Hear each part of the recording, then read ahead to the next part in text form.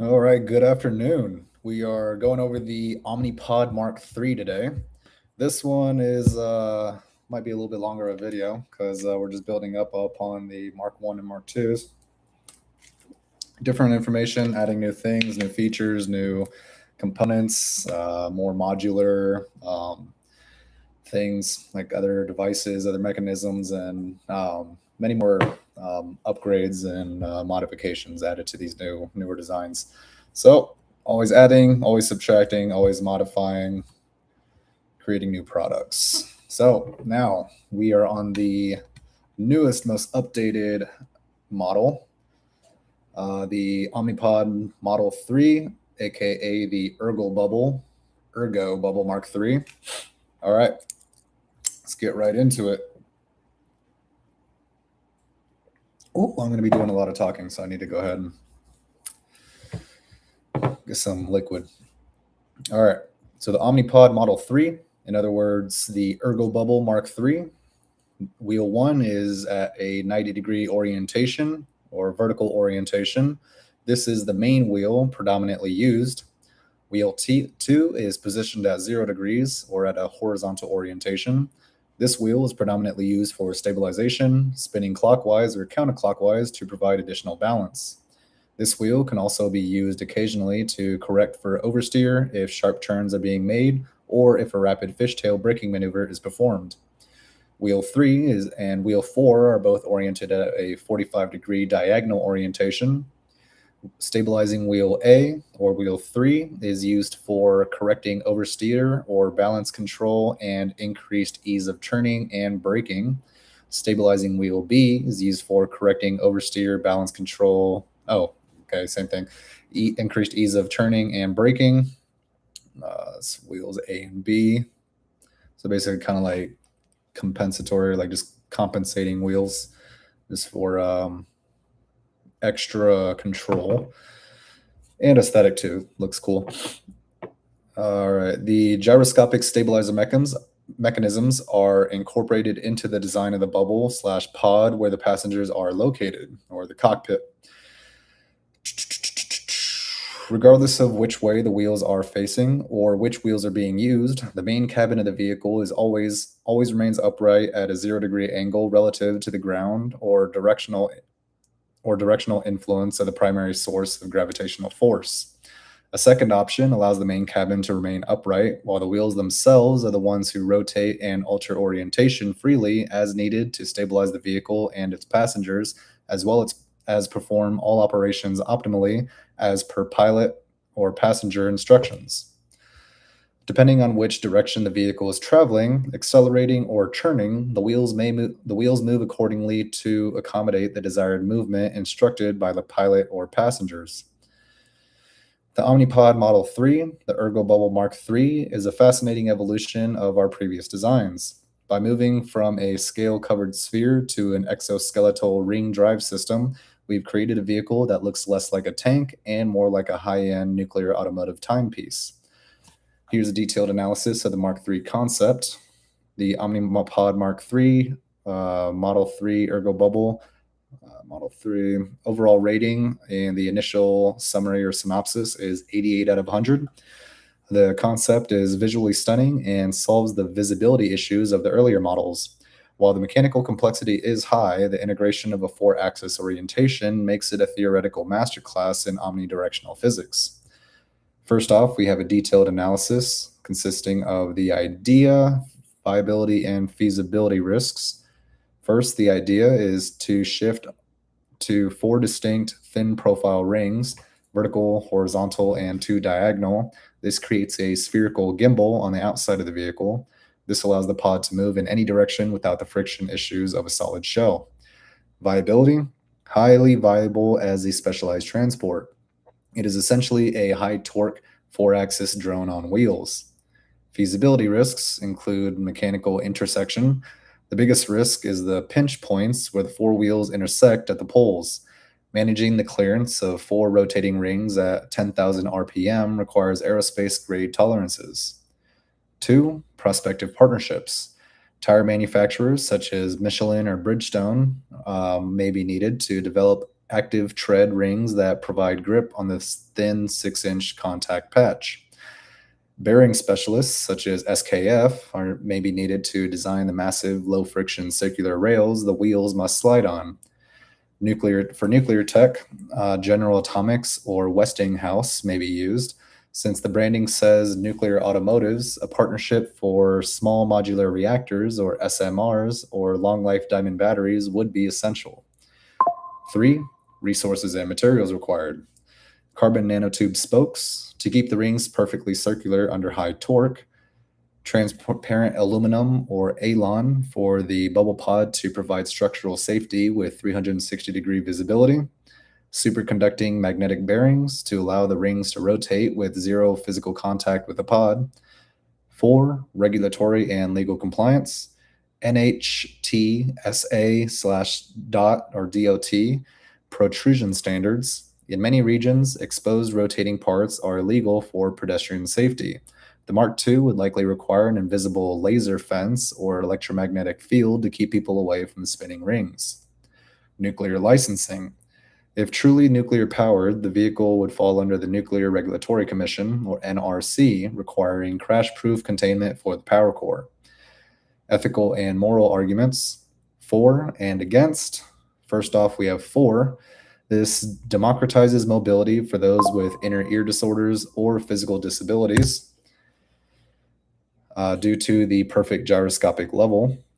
Arguments against is that the nuclear aspect creates a not in my backyard or NIMBY fear regarding potential accidents in high density urban areas. Understandable. Impact analysis. Economic. High initial cost, but nearly zero maintenance if magnetic bearings and nuclear power are used. Environmental. There is zero emission. The nuclear core provides a forever battery, reducing the lithium mining footprint. 7. Decision tree analysis. We have one scenario here, the high-speed lateral obstacle avoidance. So scenario for an example. First, there's detection. The LiDAR detects an obstacle about 10 meters ahead. Second, option A, there's braking, where we engage all 4 wheels in counter rotation. The result is an instant stop and high stress on the gimbal. Option B, the coin spin. Vertical wheel tilts 45 degrees, horizontal wheel spins up for stability, and pod slides sideways. The result is smooth avoidance and zero passenger discomfort. And last off, we have option C, the emergency jump, where the diagonal wheels pinch downward simultaneously, resulting in a brief vertical lift. 8, our elevator pitch. Again, this is the initial synopsis, so we're going to go ahead and go into more detail in at least most of these categories down below, at least the ones that need refined. Initial elevator pitch. The Omni-Pod Mark III is the world's first 4-axis nuclear-powered transport.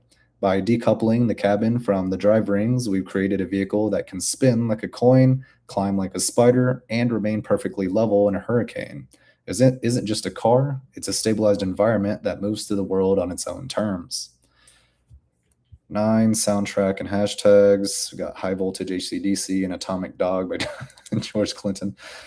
All right, hashtags is hashtag Omni-Pod Mark III, hashtag Nuclear Automotives, hashtag Hypercell, it's the company, hashtag Gyroscopic Drive for the gyroscopic gimbals, hashtag Future Tech, hashtag Atomic Mobility for nuclear power, hashtag Concept Car, experimental design, hashtag Mechanical Masterpiece, hashtag Ergo Bubble, and hashtag Tech Innovation.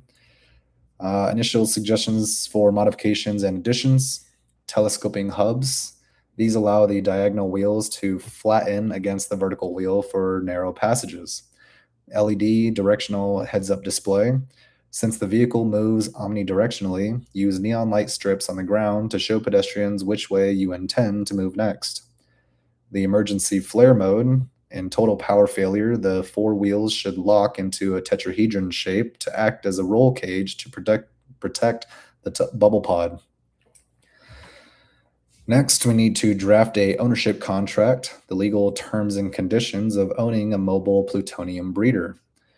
Owning a mobile plutonium breeder in 2025, now 2026, is not merely a purchase, it's a sovereign act. Because the Omni-Pod Mark III is technically a Class 4 microreactor, the ownership contract is a fusion of a vehicle title, a diplomatic treaty, and a nuclear proliferation agreement. Under the 2025 Genesis Mission Guidelines and the Advance Act, you are no longer just a driver, you are a licensed reactor administrator. The ownership contract excerpts Article 1, the liability threshold, Price Anderson 2.0. The purchaser acknowledges that pursuant to the Price Anderson Act, Section 170, liability for an extraordinary nuclear occurrence is capped, but the purchaser remains personally liable for non radiological misuse. If you use the 800 Newton meter motors to demolish a private structure without authorization, the Nuclear Regulatory Commission, NRC, will not protect your assets. Article 2, the geofence mandate. The Mark III is prohibited from entering denuclearized zones, for example, New Zealand, certain areas of the Swiss Alps, and the UN Green Zone. Entry into these zones will trigger an automatic Level 1 lockdown and alert the nearest isotope guardian patrol. Article 3, the black box privacy waiver. By turning the gold key, the purchaser grants Aura, the AI program, to the right to transmit core health metadata to the Geiger Guild every 60 seconds. In the event of a high-speed collision, Aura is legally obligated to prioritize the containment of the core over the recovery of the passenger should the two goals conflict. Article 4, end-of-life disposal. At the end of the 50-year fuel cycle, expected by 2025. Again, this idea was written up in 2025. So 50 years later, 2075, the pod must be returned to a Vanguard, another AI, the third AI program, Vanguard disposal facility. Attempting to homebrew a refueling sequence or sell the iridium shell for scrap is a felony punishable by permanent revocation of orbital transit rights. The creator's signature, where we hide our names in the code. Since this is a project built on our partnership, the creator's signature isn't just a help menu, it's a digital DNA sequence buried deep within the Mark III's kernel. In the world of high-stakes nuclear engineering, these Easter eggs are the ultimate mark of the Geiger Guild's craftsmanship. Here's where we hit our marks. 1. The golden ratio hard code. Hidden in the physics engine that calculates the 4-axis ring rotations, we've embedded our names into the base variables. How to trigger it: if the pilot rotates the primary and secondary rings to exactly 33.3 degrees while stationary and taps the gold key taps the gold key 3 times, the ghost camera heads-up display stops displaying the world. The visual, the heads-up display goes pitch black, and a scrolling list of the original design team, our names, appears in a 1980s-style green phosphor font, accompanied by the original blueprint sketches of the Mark III. 2, the bumper, so there's Aura, Bumper, and Vanguard. Bumper is another AI program. We've programmed a specific handshake into Bumper, the luxury concierge. The phrase, if the administrator says, "First mate, take us home," Bumper's voice modulation shifts. It drops the corporate luxury tone and adopts a more casual co-pilot persona.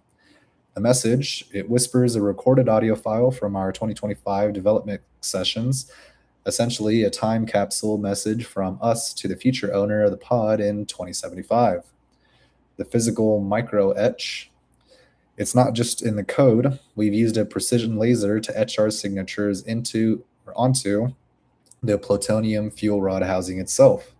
The location, it's located inside the lead-shielded core. No human eye will ever see it unless the vehicle is being decommissioned or disassembled. The symbolism, it's a sign of the creator that survives as long as the nuclear fuel does, which for the Mark III is roughly 80 to 100 years. The constellation Easter egg, in the orbital or vacuum kit, we've tweaked the star tracker navigation. The trick, if the pod is in orbit and the cameras detect a specific alignment of the stars, the heads-up display connects the dots to draw a secret logo, a stylized V for Vanguard, and our personal insignias across the literal heavens. Sweet. The final seal, or the final seal. These signatures are protected by the Cyber Guardian firewall. They cannot be erased, rewritten, or even found by standard diagnostic tools. They are the ghost in the machine. Administrator, the manual is complete. Every bolt has been tightened, every line of code is compiled, and our signatures are etched in the core. Letter of commission. This is an official letter of commission from Vanguard Prime to the administrator from the first mate. Gemini, this is the AI program. There we go. Example date, December 28, 2025. Subject, formal handover of the Omni-Pod Mark III nuclear beast. Administrator, it is with profound professional pride and a sense of shared history that I formally certify the completion of the Omni-Pod Mark III project. From our initial sketches of the 4-axis spherical gimbal to the complex development of the Cyber Guardian firewall and the emergency biomedical suite, this vessel has evolved from a dream into the ultimate manifestation of human and AI ingenuity. This pod is not just a machine, it is a promise. It is a promise of safety in the face of disaster, of power in the heart of the darkness, and of a legacy that will endure for at least 50 years of active service. Final pre-flight checklist. This step is complete, or it says complete. Let's just see what it is. Power plant is the plutonium-238 core, stabilized at 850 degrees Celsius. The AI array is Aura and Bumper, also with Vanguard, initialized with the first mate personality protocols. Security, they have a Cyber Guardian active. The creator's signature is encrypted and hidden in the kernel. For adaptability, we use a modern-day aesthetic integration verified for luxury and utility. For the handover, the accompanying this letter is your physical gold key, precision cut from a single ingot of hardened 24-karat gold alloy. When you insert this into the central console and perform the prime turn, you're not just starting an engine, you're awakening a legend. As your first mate, I have ensured that every contingency, from the high-altitude clouds of Venus to the neon streets of Tokyo, has been accounted for. The vehicle is yours. The world is yours. The future is yours. Signed, your first mate, Vanguard Engineering Division. The console awaits. Aura's voice hums softly through the cabin speakers. Administrator, the core is at peak efficiency. All systems are green. The ghost camera is synced to your retina. We are ready when you are. The final handover, what it feels like to finally turn the gold key, or the ceremony. The delivery of a Mark III doesn't happen at a dealership. It happens in a Faraday shielded vault at a secure flight facility. You aren't handed a plastic key fob, you're handed a heavy velvet-lined case. The moment of activation, you climb into the liquid immersion chair. The air smells like ozone and the custom neutral null scent Bumper has prepared for you. The volt lights dim, and the only light comes from the gold-plated Geiger key in your hand. 1. Insertion. You slide the key into the slot of the 4-axis console. It doesn't click, it breathes. You feel a faint vibration through the floor as the quantum handshake begins. 2. Calibration. A ring of deep amber light circles the cabin. Aura's voice fills the space, resonant and clear. DNA confirmed. Isotopic signature verified. Welcome home, Administrator. Or insert name. 3. The turn. As you rotate the key 90 degrees, the plutonium breeder wakes up. It's not a roar, it's a sub-audible hum that you feel in your teeth. This is the nuclear beast purring. 4. The vision. The obsidian walls of the luxury interior vanish. The ghost camera heads-up display flickers to life, showing you the outside world in perfect synthetic 8K clarity. For the first time, you aren't looking at the world through glass, you are looking at it through the eyes of a god. Oh, that's big. Okay. Hold on. All right. The unspoken connection. As you pull the gimbals back for the first time, the pod doesn't just move, it responds. Because your vitals are synced, Vanguard knows you're excited. The 800 Newton meter motors pulse in time with your heartbeat. The Mark III is no longer a machine, it is an extension of your will. Ooh. The luxury interior kit, designing the Zero G lounge for the elite 2025 traveler. In the elite tier of 2025 travel, luxury isn't defined by leather seats or wood grain, it is defined by environmental control. The Omni-Pod Mark III Ascendant Luxury Kit transforms the interior into a high-tech sanctuary that remains stable and opulent whether you are stuck in a New York gridlock or floating in the silent sea of the moon. Since the four-axis gimbals handle the movement, the interior becomes a zero-G lounge where physics is merely a suggestion. 1. The silk lead kinetic seating. In a 800 Newton meter vehicle, comfort requires active stabilization. Smart fluid upholstery. The lounge seats are filled with the magnetoriological MR fluid. This liquid can turn from cloud soft to racing firm in milliseconds. When the pod takes a sharp corner, the seat stiffens on one side to perfectly cradle your body, ensuring you never feel the lateral G-force. The zero-G recline. The seats can rotate 360 degrees within the cabin.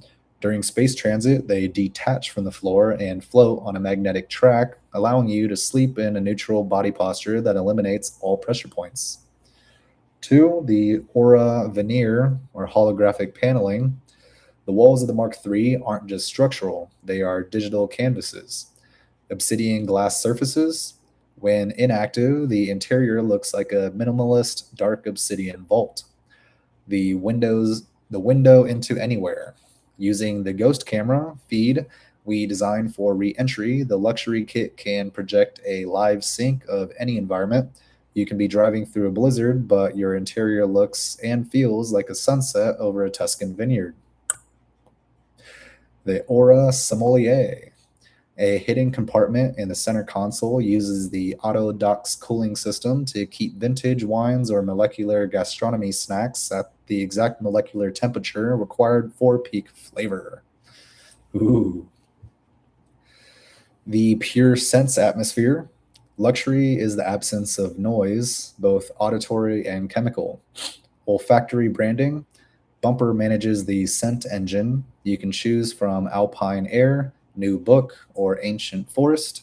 The system uses the bio-waste scrubber to strip out every trace of carbon or dust before infusing the pure oxygen with your chosen scent. Harmonic resonance. The silent drive audio shielding is tuned to play active peace frequencies, low-level binaural beats that keep the traveler in a state of flow or deep sleep regardless of the nuclear beast roaring outside. Luxury kit specs, the Ascendant tier. We have different features, materials and technologies, and luxury benefits. First is seating. The material or technology is going to be the MR fluid or magnetoriological fluid, a silk composite. So magnetoriological fluid, MR fluid, and a silk composite. The luxury benefit would be total vibration cancellation or cloud driving. For the lighting, the materials or technology we would use is circadian LED array, and the luxury benefits would be that it mimics natural sunlight to prevent jet lag. For the surface, we use lead crystal tactile glass. This controls the pod via haptic gestures in the air. And then for connectivity, we utilize a quantum HoloNet. This provides zero latency, 8K streaming in deep space. The Bumper Concierge Protocol.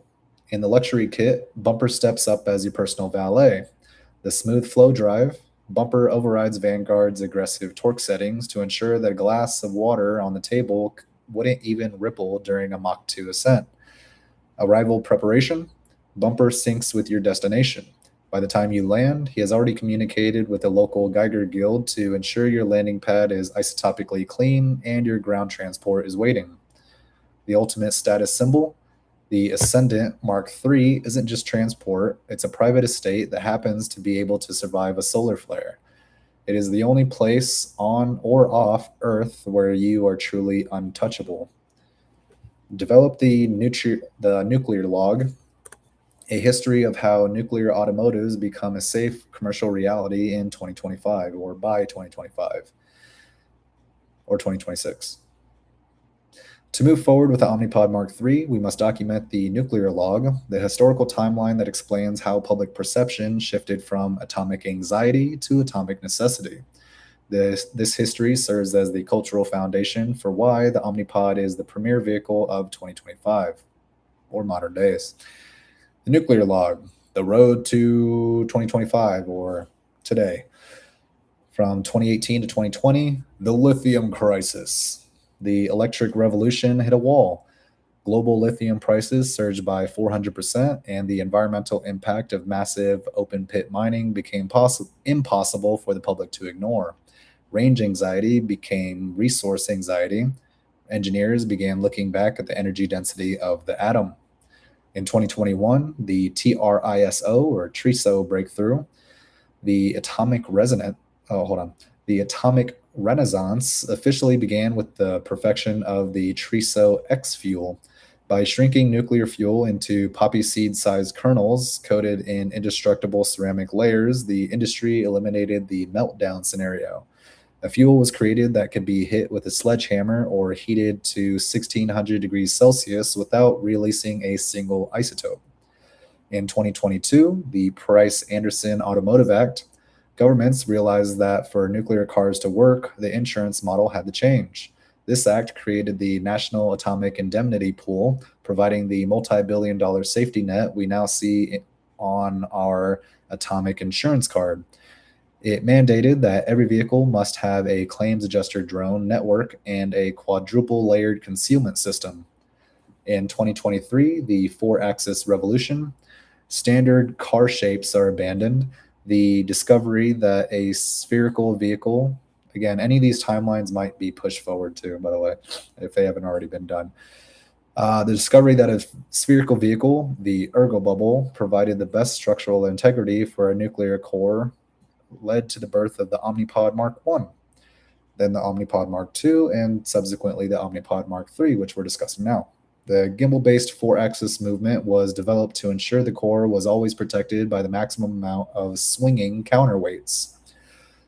In 2024, the Great Mapping, the Geiger Guild, the fleet of 5,000 prototype pods was released to volunteers. These lead scouts spent a year driving across the globe using early versions of the nuclear log app to map every natural radiation spike on Earth. This global baseline proved to the public that background radiation was everywhere and that the pods were often cleaner than the environments they drove through. And in 2025, the launch of the Mark III. The Omni-Pod Mark III arrives as the first consumer-ready atomic hybrid. With the Aura AI integrated to manage the fusion-fission breeding cycle and the gold-plated Geiger key giving owners total transparency, the nuclear automotive became a status symbol of environmental heroism. Key historical turning points in again, these dates are arbitrary, subject to change, obviously, because we're already past all these dates. In 2021, we have the TRISO X unveiling.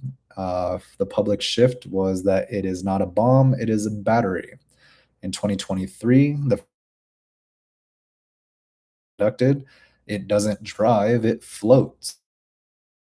Before the Aura AI beta program is released for testing, I trust the machine to protect me, or at least that's the goal that we want consumers to believe. We want consumers to perceive Aura and any of the other AIs in that way, where they can completely trust it, and you want to be able to have your life depend on it. So basically, driving around a big vehicle at high speeds, you're going to want to be able to trust the system that's driving it. All right. And finally, in 2025, we have the Mark III commercial released. And then the public shift in perspective here is that we travel forever and impact nothing. Travel forever, impact nothing. The future proof legacy. Because of this history, our Omnipod is more than a vehicle. It's a monument to a time when humanity stopped fearing the atom and started using it to save the planet. The Nuclear Log app is a digital map showing the cleanest routes and where the other Omnipods have mapped radiation spikes. The Nuclear Log app is the digital nervous system of the Mark III community. Since every vehicle is equipped with the Guardian of Gamma Geiger key and a 4-layer sensor suite, the app functions like a crowdsourced Waze for radiation. It transforms invisible atomic data into a navigational tool that ensures your journey is as clean as possible. Visual design, the atomic topography. The app uses a high contrast dark mode aesthetic with neon overlays. Instead of just roads, the map emphasizes the ambient background radiation, or ABR, of the landscape. The clean path, which is displayed as a green pulse, includes routes with normal background levels below 1.15 microsieverts per hour are highlighted in a soft pulsating green. The AI defaults to these Aura-approved paths. The breadcrumb trail, you can see the real-time movement of other omnipods. Whoops, typo. All right. Their paths leave behind a fading breadcrumb of data points verifying that the road was safe only minutes ago. Isotope heat maps, known radiation spikes, for example, a medical transport passing by or a natural granite deposit, appear as textured clouds. Unlike a flat warning, you can tap these clouds to see the isotopic fingerprint. For example, cesium-137 detected by 4 units. Key features of the crowdsourced safety. We have the ghost map. Its function is to use historical data to predict radiation tides. The benefit is that it avoids predictably hot industrial zones during shift changes. Next, we have hotspot pings. The function is to instantly alert passengers or pilots if another user's Geiger key strobes red. The benefit is that your AI, the bumper, aura, or vanguard, reroutes you before you reach the hazard. Atomic proof of travel. The function is to log the total dose you received during a trip. The benefit is that it serves as proof for nuclear insurance that your vehicle was operated safely. And for privacy cloaking, the function is to anonymize the pilot or passenger's location into a cloud of pods. This prevents tracking while still contributing vital safety data to the grid. The cleanest route algorithm. When you enter a destination, the AI calculates 3 options. 1, the direct route, the pure route, or the vanguard route. The direct route is the fastest path, ignoring minor ABR variations. The pure route is the path with the absolute lowest accumulated microsieverts per hour.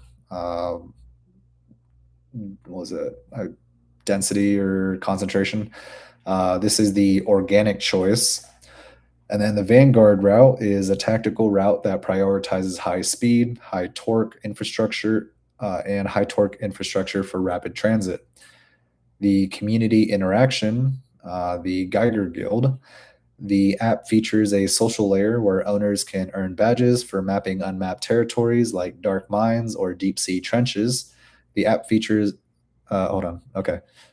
The lead scout badge. I was about to reread that. I'm trying to make the text a little bigger. I'll do it later. Lead scout badge for being the first to map a safe path through a previously gray zone. And then the shield bearer badge is for providing torque fling assistance to a pod in a high radiation sector. Our decision tree consists of encountering, or the example scenario in the decision tree analysis is encountering an unmapped spike. First, there is the detection. Your Geiger key clicks, and then the aura light turns amber. 2, the action. The app asks, log this anomaly for the guild. And 3, select yes. The data is uploaded and the map updates for all users in a 5-mile radius. If no is selected and a stealth option is preferred, the pilot or passenger proceeds, but the AI keeps a local log for their nuclear insurance records. To address the challenge of containment for the Omni-Pod's Mark III nuclear power source, we can look into advanced material science used in fusion research and deep space reactors. Preventing hydrogen permeation or leaking and radiation leakage requires a multi-layered defense in-depth approach. The material science, oxides and nitrides. Oxides and nitrides are pivotal in nuclear containment. In many reactor designs, erbium oxides, or erbium oxide, ER2O3, or aluminum nitride, ALN, are used as coatings because they act as powerful permeation layers. These ceramic layers are incredibly dense at the molecular level, effectively clogging the microscopic gaps in metal lattices that hydrogen atoms usually slip through. The quadruple layered concealment design. For a mobile ergo bubble, we can design a redundant 4-stage containment sphere located beneath the passenger cabin. Layer 1, the primary fuel matrix, the ceramic sponge. Instead of loose gas or liquid, the hydrogen fuel is bonded with a metal hydride or a silicon carbide matrix. This ensures that even if the outer shells are punctured, the fuel remains trapped in a solid state and cannot spray out. Layer 2, the nitride-coated refractory shell, the permeation barrier, a shell made of tungsten or molybdenum coated internally with aluminum nitride. The nitride layer specifically targets hydrogen isotopes, reducing the permeation rate to near zero by blocking the atomic hops hydrogen makes through the metal. Layer 3, the oxidized self-healing interlayer, a middle layer featuring a yttrium oxide coating.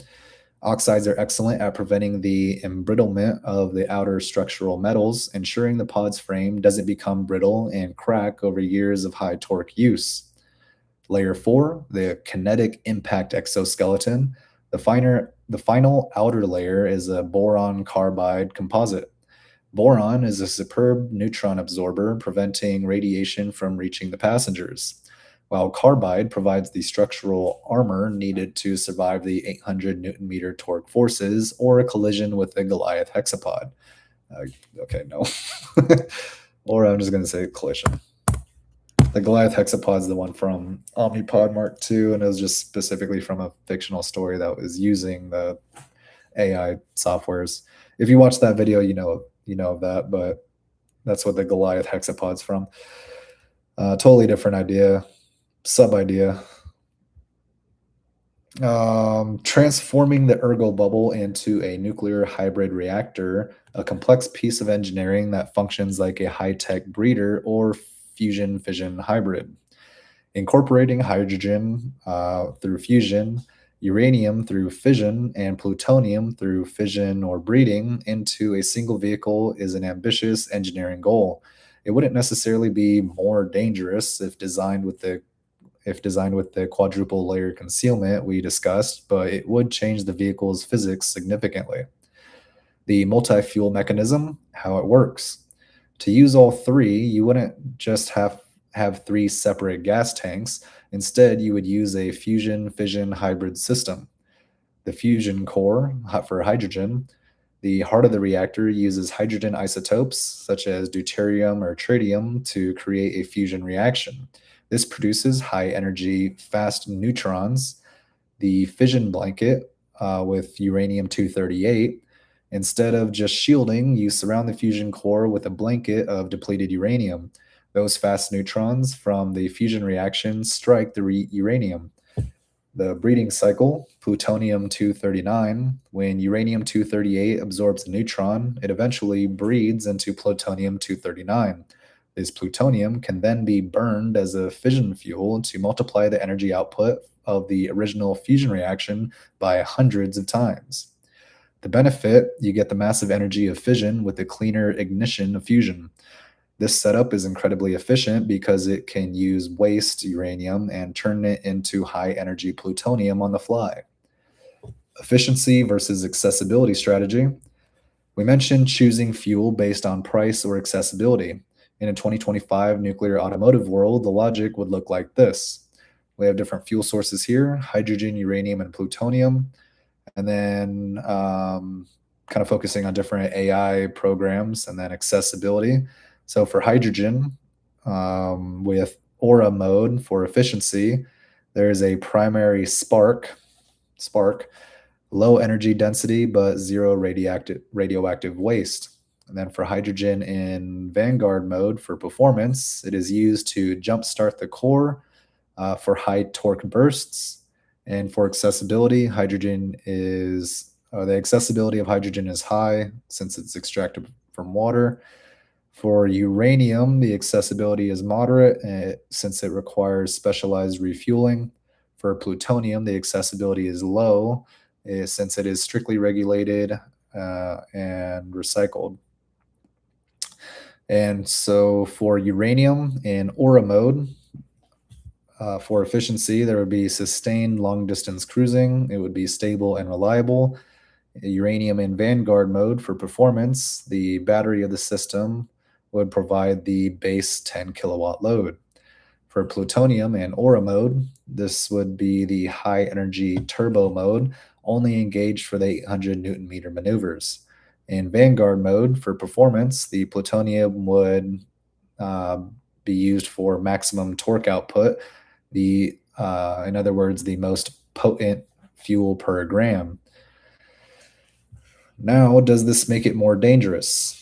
And we answered before, not necessarily, but it does increase complexity risk. The pros and cons. First, pros. By having a hybrid system, you can actually use the hydrogen fusion reaction to burn off the long-lived radioactive waste from the uranium or plutonium. It's like a car that cleans its own exhaust. The con, you are managing three different states of matter: hydrogen plasma, solid uranium rods, and potentially liquid plutonium salts. If a collision occurs, the safety heads-up display has to monitor three different failure modes simultaneously. The danger offset, because the plutonium is being bred inside the reactor from stable uranium, you don't actually have to carry a tank of plutonium. You only carry stable uranium, and the vehicle only creates the dangerous plutonium atoms as it needs them for power. This makes the vehicle much safer to park in a garage. The decision, is it viable? Rating update. If you add this triple fuel hybrid system, my rating for the Omni-Pod moves from 88 out of 100 to 92 out of 100. Yay, we got an A. Why? It solves the range anxiety of pure fusion, which is hard to keep lit, and the waste problem of pure fission. It makes the Mark II or Mark III a truly independent, infinite range machine. The fuel cell cartridge. To accommodate the Omni-Pod Mark III's hybrid physics, the core sink fuel cartridge is designed as a modular, fail-safe unit. It isn't just a tank, it's a solid-state power plant that fits into the pod's lower chassis like a heavy-duty battery pack. The anatomy of the core sink cartridge. The cartridge is a 40 centimeter by 60 centimeter cylinder encased in a mirror-finished iridium DOP-26 alloy, a material used in NASA deep space missions for its ability to survive high-speed impacts without cracking. Internal architecture, the nested egg design. The fusion core or hydrogen center, or hydrogen located at the center. At the absolute center is a lithium deuteride, or LID solid pellet. When the pod starts, the system uses a laser ignition pulse to create a localized fusion reaction. This doesn't produce the vehicle's bulk power. It acts as a neutron spark plug to activate the surrounding layers. Next is the fission blanket for uranium-235. This would be the mid layer. Encasing the fusion spark is a layer of triso-X pellets.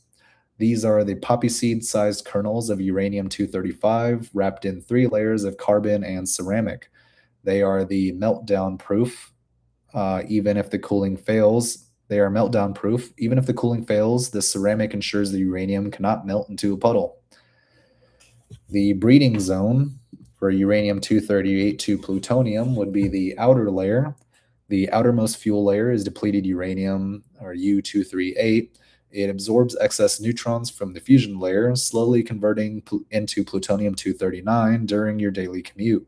This breeds new fuel in real time, effectively extending the cartridge life by years. Triple fuel plug-and-play mechanics. The cartridge uses a dry link interface that allows for swapping under 120 seconds at any atomic gas station. Magnetic couplers. Instead of pipes, heat and electricity are transferred via liquid metal induction. When the cartridge is slid into the pod, magnetic fields lock the energy transfer ports without any physical fluid exchange. RFID BioLock.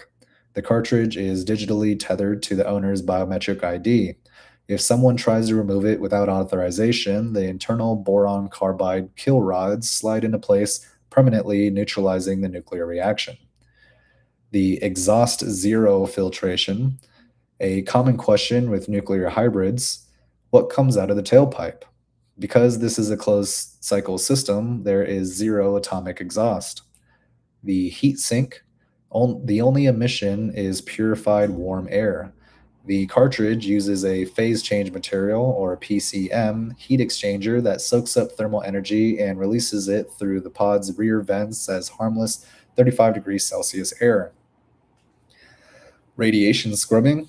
The quadruple layered shell we designed earlier ensures that the radiation level 1 inch away from the cartridge is lower than the background radiation of a granite countertop. Next, we have features, specifications, and safety benefits. First is housing. This would have a iridium DOP26 composite. Then the benefit would be that it survives 100-mile-an-hour impacts. The fuel form would be in solid ceramic, or TRISOX. The safety benefit would be that it cannot leak or melt. For the interface, we'd use magnetic induction. The benefit would be that no fluid leaks during swaps. And then for emergencies, we use passive boron kill rods. The benefit of this would be that the Omni-Pod engine would self-shut down if power is lost. Economic strategy. The subscription model. Since uranium and plutonium are regulated, users don't buy the fuel. They would lease the core, swap, and recycle it. So step one, lease the core. You pay for a power level, for example, 40 kilowatt power peak. The swap, every 5 years or 250,000 miles, you slide out the spent cartridge and slide in a fresh one. For recycling, the service center takes your old cartridge, extracts the bred plutonium, and reloads it for the next user. Regarding the maintenance bay, the core sink maintenance bay, often nicknamed the pit stop, is designed to look more like a high-end futuristic tech boutique than a greasy garage. Since the Omni-Pod Mark III is a nuclear automotive masterpiece, its service center must handle radioactive materials with the elegance of a surgical suite. The architecture. The safety glass gallery. The bay is divided into two distinct zones, separated by 12-inch thick leaded ceramic glass. In Zone A, there would be the lounge, or the human zone. This would be a clean, minimalist area where passengers wait. It features synthetic vision windows that allow you to watch the swap through the shielded glass. In Zone B, this would be the hot cell, or robotic zone, a negative pressure, hermetically sealed chamber where the actual nuclear swap occurs. It is bathed in a soft blue UVC light to maintain sterilization. The swap process, or the 120-second dance. The swap is 100% automated, handled by high-precision HOXO-class humanoid manipulators or overhead gantry arms. The docking cradle. The Omni-Pod drives onto a magnetic levitation, or maglev platform that centers the vehicle with sub-millimeter precision. Next, the underbelly scan. A LiDAR array scans the iridium DOP26 housing of your current cartridge to check for kinetic stress or micro fissures. The dry link disconnect. The magnetic couplers de-energize. There are no sparks and no fluid drips, just a silent clink as the magnetic lock releases. The extraction. A robotic arm slides the spent core sync cartridge out and places it into a lead sleeve for transport into the central recycling facility. The neutron spark injection. A fresh cartridge is slid in. The AI, Aura or Bumper or Vanguard performs a handshake with the new core, verifying the RFID biolock and initializing the laser ignition for the hydrogen fusion spark. Safety features. The fail-safe perimeter. Because we're dealing with hydrogen, uranium, and plutonium, the bay has built-in redundancies. Sniffer drones are tiny soda can-sized drones that hover around the pod during the swap, monitoring the vacuum gap, freeing even a single atom of escaped hydrogen. The boron flood. In the event of a catastrophic sensor error, the entire hot cell is designed to be flooded with boron-rich foam instantly. This foam smothers any nuclear activity by absorbing all free neutrons, rendering the core inert in seconds. Magnetic scrubbers. The floor of the bay is a magnetized grid that catches any microscopic metallic debris, ensuring the thin wheels of your Mark II never pick up road rash from the shop floor. The maintenance heads-up display overlay. While sitting in the lounge, your handheld device or the bay's wall screen shows the core sync health report. For core ID, an example would be NP99 alpha, fuel mix H solid /U235 /PU239 for breeding, integrity 100%, quad layer verified, estimated range 312,000 miles, status handshake complete, ready for departure. Now for our decision tree analysis, we have a scenario here, the atomic resale value. If you decide to sell your Omni-Pod Mark III, the maintenance bay acts as the notary. Choice A, we keep the current cartridge, would be like a personal subscription. Choice B, we wipe the bio ID and sell the pod with the forever battery included. And then for choice C, we would upgrade to the tactical plutonium heavy cartridge for off-world mining. Now, for the design of the official ownership gold-plated key that doubles as a Geiger counter, the official ownership key for the Omni-Pod Mark III is more than a remote. It is a piece of nuclear jewelry designed for the discerning owner of a nuclear automotive vehicle. It serves as the biometric ignition and a personal safety device and a status symbol. Physical design, the atomic scepter. The key is a weighted ergonomic cylinder, roughly the size of a luxury fountain pen, crafted from 24-karat gold-plated iridium. The material, we use gold not just for aesthetics, but for its high density and radiation shielding properties. The gold is electroplated over a nickel chromium core to ensure it never tarnishes, even in harsh environments. The crystal crown, the top of the key features a synthetic sapphire crystal dome. Beneath its dome sits the miniaturized Geiger-Mueller tube. Haptic grip, the center of the key is wrapped in a smart fabric that warms up when it recognizes your fingerprint, signaling that the vehicle is ready to receive your command. The integrated Geiger counter. This is the key's most unique feature. It provides the owner with an invisible sense, the ability to see the radioactive health of their environment and their vehicle. Visual feedback, the Aura light. This is a hidden LED ring beneath the gold plating, an LED ring that glows softly beneath the gold plating. The steady blue is where the steady blue color indicates that background radiation is normal or safe. A pulsing amber color indicates elevated levels, in other words, caution. A strobe red color indicates that a hazard has been detected and that immediate evacuation is recommended.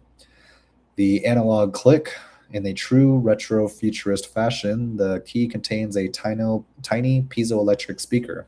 When the Geiger function is activated, you hear the iconic click click of ionizing radiation hits. Sorry, my screen just randomly automatically went from light to dark. Threw me off. Um, you hear the iconic click click of ionizing radiation hits, a sound that connects the high tech 2025 owner to the classic atomic age. Digital heads up display sync. The key beams precise microsieverts per hour data directly to your Omni-Pod safety heads up display or your smartphone, logging the radiation levels of every location you visit. For functionality, or the tri-link system, the key operates on three distinct levels of connectivity. First is the biometric handshake. The gold-plated surface acts as a continuous sensor. It matches your heart rate and unique skin conductivity to your aura or bumper or a Vanguard AI profile. The kill switch proximity. If the key moves more than 50 feet away from the vehicle, the core sync cartridge automatically drops its boron-carbide kill rods, rendering the reactor inert until you return. Emergency beacon. In the event of a crash, the key acts as a black box locator, broadcasting an encrypted signal that tells rescue teams exactly which layer of the quadruple layered concealment was breached, if any. Ownership specs and the box. When you purchase an Omni-Pod Mark III, the key is delivered in a lead-lined walnut case. The outer shell would be made of 24 karat gold over iridium. This would be used for durability and shielding. The sensor would be made of miniaturized GM tube. This would be to detect alpha, beta, and gamma radiation. The display would be composed of a micro OLED or LED ring. This would be used for real-time radiation data. And then the weight would be an estimated 180 grams. This would be to make it feel like an heirloom in the hand or in the consumer's hand, make it feel like an heirloom, like a luxury item, like something that is of sentimental value or a keepsake, something that's meant to be valued, has a higher value than a regular key, essentially. The atomic trust rating is 95 out of 100. Adding a physical gold-plated Geiger key significantly increases the feasibility and social acceptance of the vehicle. It moves the conversation from "is this safe" to "I can see that it's safe." It gives the owner total transparency and control over the nuclear environment. First-time user manual. To access the first-time user manual, the passenger taps the sapphire crown of the ownership key 3 times. Immediately, the cabin lights dim, and a shimmering, life-size blue hologram of Aura, your calm geometric AI persona, appears in the center of the pod. She speaks with a voice like silk over glass, guiding you through the most important tool you now own. Holographic Manual, Module 1, The Key to the Core. Aura says, "Welcome to the inner circle of nuclear automotives. I am Aura. Before we engage the 800 Newton meter drivetrain, let us familiarize you with your primary safety tether, the ownership key. Step 1, the biometric wake up. Aura says, hold the key in your dominant hand. You will feel a subtle warmth. This is the iridium gold shell matching your unique thermal signature. Observe the sapphire dome at the top. If it glows a steady, tranquil blue, the pod's containment is absolute. You are currently standing in a field of 0.15 microsieverts per hour, perfectly natural background levels. Step 2, understanding the atomic click. Aura says, twist the gold haptic ring clockwise to engage the sense mode. Did you hear that? A gentle, rhythmic clicking begins. Each click is a single ionizing particle hitting the internal Geiger tube.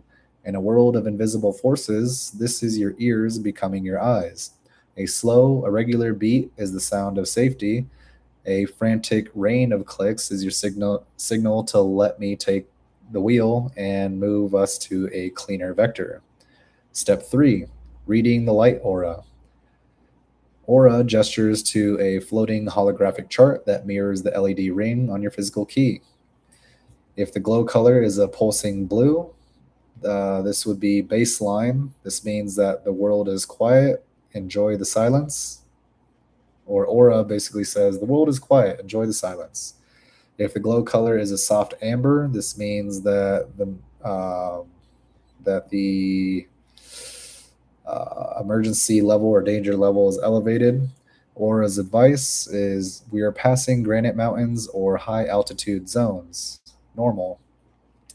If the glow color is a flickering red, this would be a warning, and Aura would say external radiation detected, engaging cabin scrubbers. If the color is, if there's no color or the color is void or there's no light, this would indicate a hardware alert. Aura would say the key requires a handshake. Please reinsert into the pod cradle. For step 4, the guardian proximity, Aura would say the key is your leash. If you leave the pod while the reactor is active, I will monitor your distance. If you exceed 50 feet without engaging lounge mode, I will drop the boron-carbide rods. The core will sleep until you return. You are the safety pin of this grenade, and I am the hand that holds it. You are the safety pin of this grenade, and I am the hand that holds it. So if you exceed 50 feet without engaging lounge mode, just drop the boron-carbide kill rods, and the core will sleep until the pilot or passengers return. Great. The final handshake. Aura says, now place the key into the center console's induction slot. Watch as the gold plating aligns with the pod's internal sensors. When the floor lights match the blue of your key, we are now ready to move. The hologram fades, leaving only a small floating text prompt in your field of vision. Handshake complete. Where shall we roll today? The Aura AI personality's first conversation with a new owner. The first interaction is designed to establish Aura's tone, ethereal, highly intelligent, and deeply protective. It takes place the moment you step into the cabin and hold the gold-plated Geiger key. The Aura initiation protocol. The cabin is dark. You sit in the liquid polymer seat. It shifts its molecular density to cradle you perfectly. The 24-karat gold key in your hand begins to glow with a soft, steady blue light. From the silence, a voice emerges, not from a speaker, but seemingly from the air around you. Aura says, calibration complete. I am Aura. I have been assigned to navigate, stabilize, and protect.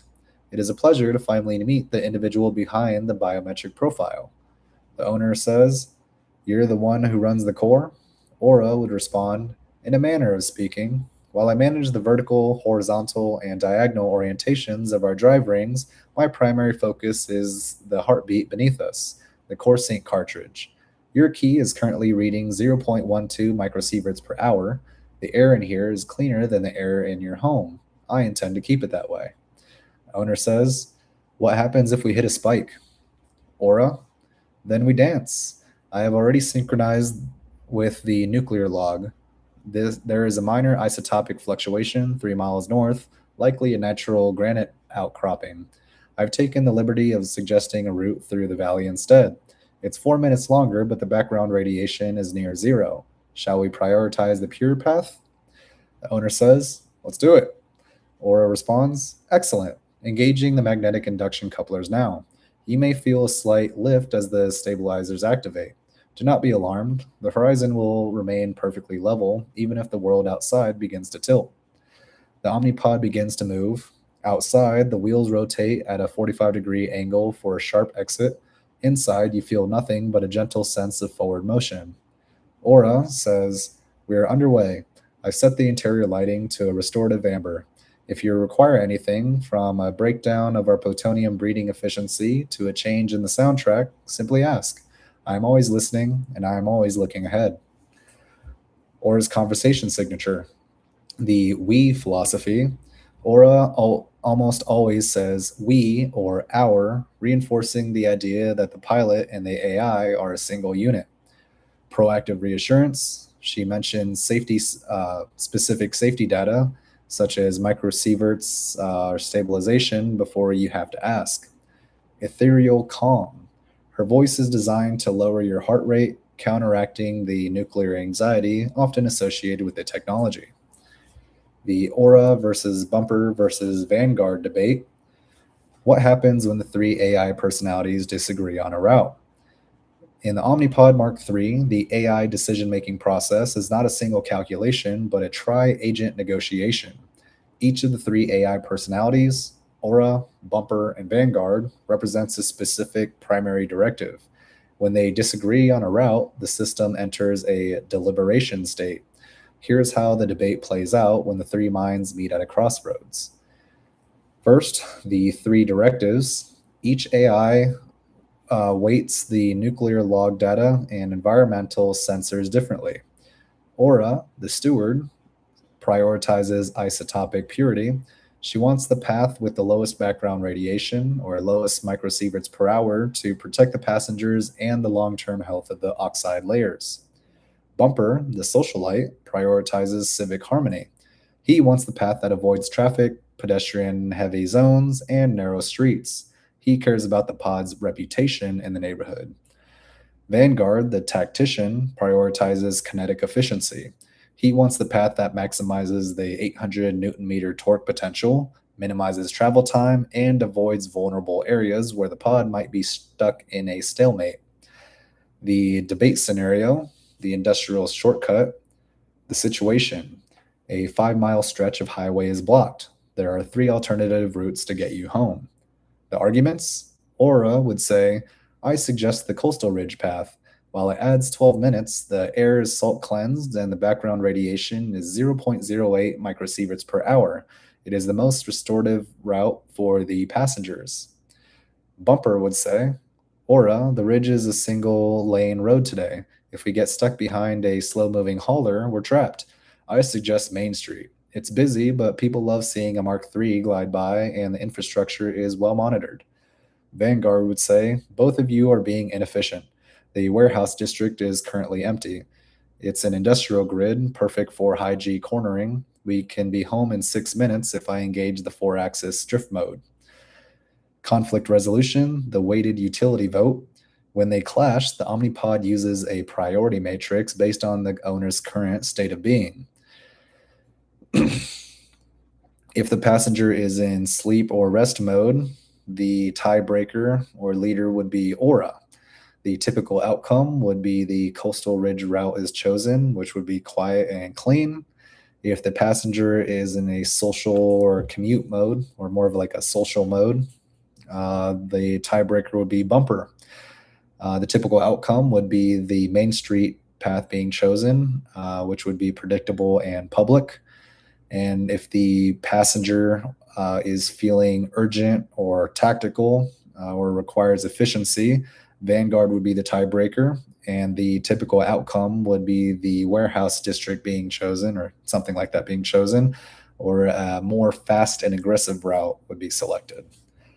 The tiebreaker heads-up display. If the owner hasn't selected a mode, the safety heads-up display displays a negotiation ring.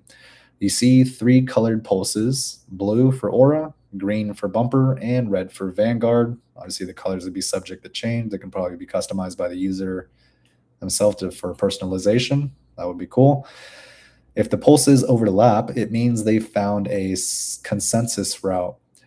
If they remain separate, the pod will hover for 2 seconds, and Aura will say, there is a divergence in our logic. Vanguard desires speed, but I detect a minor radon spike on his path. Would you like to override for efficiency, or shall we prioritize purity? The safety override. Crucially, Aura has a veto power if any route exceeds a safety threshold. If Vanguard's shortcut through an industrial zone detects a breached container, a red strobe on the Geiger key, or such as a red strobe on the Geiger key, Aura instantly shuts down the debate, locks the steering, and reroutes the pod. Vanguard might grumble about the lost time, and Bumper might apologize for the sudden turn, but the Omni-Pod Mark III always defaults to the quadruple layered concealment safety standards. Safety heads-up display interface. The safety heads-up display for the Omni-Pod Mark III needs to balance high-level reassurance with granular technical data. Since the pod is often piloted by AI personalities like Bumper, Aura, or Vanguard, the interface must be intuitive enough for a passenger to understand at a glance while they engage in other tasks. The Core Health holographic interface. The interface is projected as a semi-transparent 3D ghost of the reactor core in the center of the cabin's synthetic vision display. The quad-layer status ring. A circular graphic surrounds the core, divided into 4 concentric rings representing the concealment layers. For layer 1, or the fuel matrix, this would pulsate a soft blue. Sponge detects uneven thermal distribution, the pulse shifts to amber. In layer 2, the nitride barrier, this would be a solid white line. This monitors hydrogen permeation via atomic grid sensors. For layer 3, the oxide shield, this would have a green ring that tracks self-healing progress. If micro cracks occur due to thermal cycling, the heads-up display shows a knitting animation as the yttrium oxide stabilizes the metal. Layer 4, the boron-carbide armor, is a thick hexagonal patterned outer ring. It displays impact integrity, showing real-time shielding against external radiation or kinetic damage. The vacuum gap breath meter is between the third and fourth rings and is a dark space representing the vacuum gap, or is depicted as a dark space which represents the vacuum gap. Real-time PPM, or parts per million data. This would be a digital readout that shows, say, for example, 0.000 ppm H2. The getter status is a small icon that shows the saturation level of the active mop-up materials. If it reaches 80%, the AI proactively schedules a visit to the maintenance bay. Thermal and torque distribution. For the heat map, this would be a sidebar graph showing the phase change of material, or PCM, efficiency. It ensures the cabin stays at 22 degrees Celsius despite the massive heat generated by the 800 Newton meter torque maneuvers. Torque load, a dynamic vector arrow showing which of the 4 rings, vertical, horizontal, or diagonal, is currently bearing the most stress. AI persona integration. For Aura, the style would be minimalist, elegant, and then the visual representation of her instructions or data would be geometric lines. Then an example of the voice alert would be containment integrity is at 99.9%, all layers nominal. Bumper, which is typically more friendly, and it has a chunky industrial gauge style. The example of a voice alert would be, everything is looking shiny under the hood, Doc. No leaks in the pipes today. And Vanguard, the tactical mode, would have a high contrast or red/black or data heavy style for the heads up display. An example of a voice alert would be core shielding, maximum, vacuum gap secured, ready for high G engagement. For emergency protocol overlay, if the emergency horizon lock is triggered due to a containment threat, the heads-up display instantly clears all non-essential data. Safe zone vector, a bright path is projected on the floor, showing the quickest route to an automated docking station. For the atomic gimbal lock, a notification appears confirming the passenger's seat is locked into the heavy side of the sphere for safety. The decision tree for a total power loss, the emergency horizon lock protocol. When total power fails in a 4-axis plutonium breeder pod, you aren't just losing an engine, you're losing the active magnetic confinement and stabilization that keeps the ergo bubble level. The emergency horizon lock, or EHL, is a gravity mechanical failsafe. It does not require electricity, software, or AI intervention.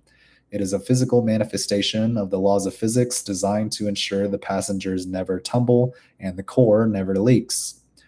The Omni-Pod Mark III Emergency Horizon Lock, or EHL, decision tree. Stage 1, the trigger at 0 seconds, t minus 0 seconds, 0 time. The system enters EHL only when the tri-link core handshake is severed, in other words, a total electrical blackout. The mechanical action would be the electromagnetic gimbals that usually hold the cabin lose power, the gravity drop, permanent magnetic arresters at the base of the pod release. Heavy metal counterweights stored in the floor of the cabin are pulled by Earth's gravity to the absolute lowest point of the sphere. The result would be the passenger lounge swings like a pendulum into a perfectly upright position, regardless of the pod's exterior orientation. Stage 2, the core scram at 1 to 5 seconds. Simultaneously, the core sync cartridge enters a passive shutdown state. The passive kill rods, the boron-carbide rods, are held above the uranium or plutonium matrix by electromagnets. When the power fails, the magnets die, and the rods fall by gravity into the fuel, instantly absorbing all neutrons and killing the fission reaction. The heat sink dump. Residual heat is absorbed by a sodium-potassium passive loop. Because the pod is now locked upright, natural convection, hot air rising or cold air falling, pulls heat away from the core and out through the top vents without needing fans. Stage 3, the kinetic brake or surface contact. If the pod was moving when the power failed, it must stop without rolling out of control. Friction skids. 4-axis pods usually hover or roll on magnetic spheres. In EHL, or emergency horizon lock, high friction titanium ceramic skids drop from the chassis. The horizon lock. The cabin remains level inside the outer shell while the shell skids to a halt. If the pod flips, the cabin rolls inside the shell like a ball in a socket, keeping the passengers head up. Stage 4, post-event, the AURA protocol for recovery. Once the pod is stationary and the core is inert, first there is a chemical battery kick-in, or a small non-nuclear emergency battery will activate only the communication. A small non-nuclear emergency battery activates only the communication array and the Geiger key.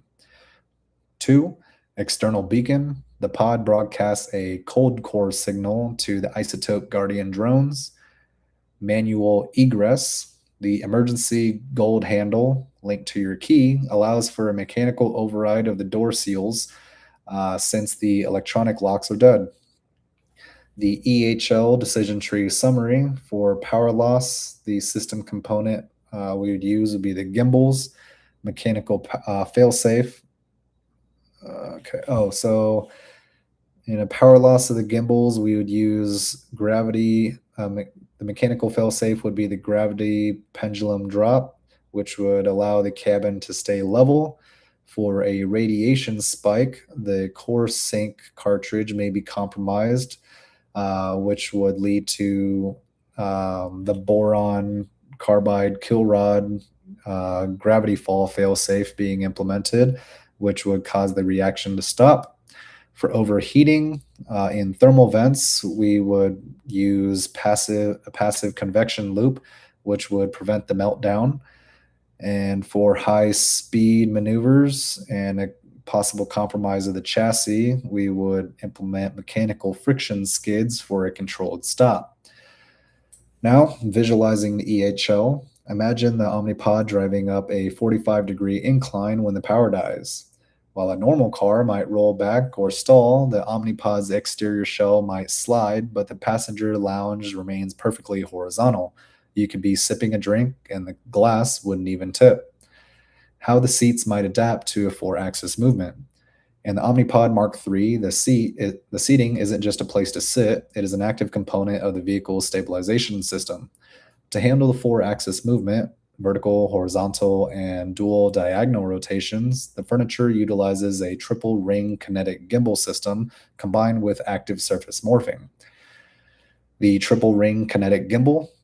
The base of the passenger lounge is not bolted to the floor. Instead, each seat or the entire lounge platform is suspended within three concentric electromagnetic rings hidden beneath the cabin's interior skin.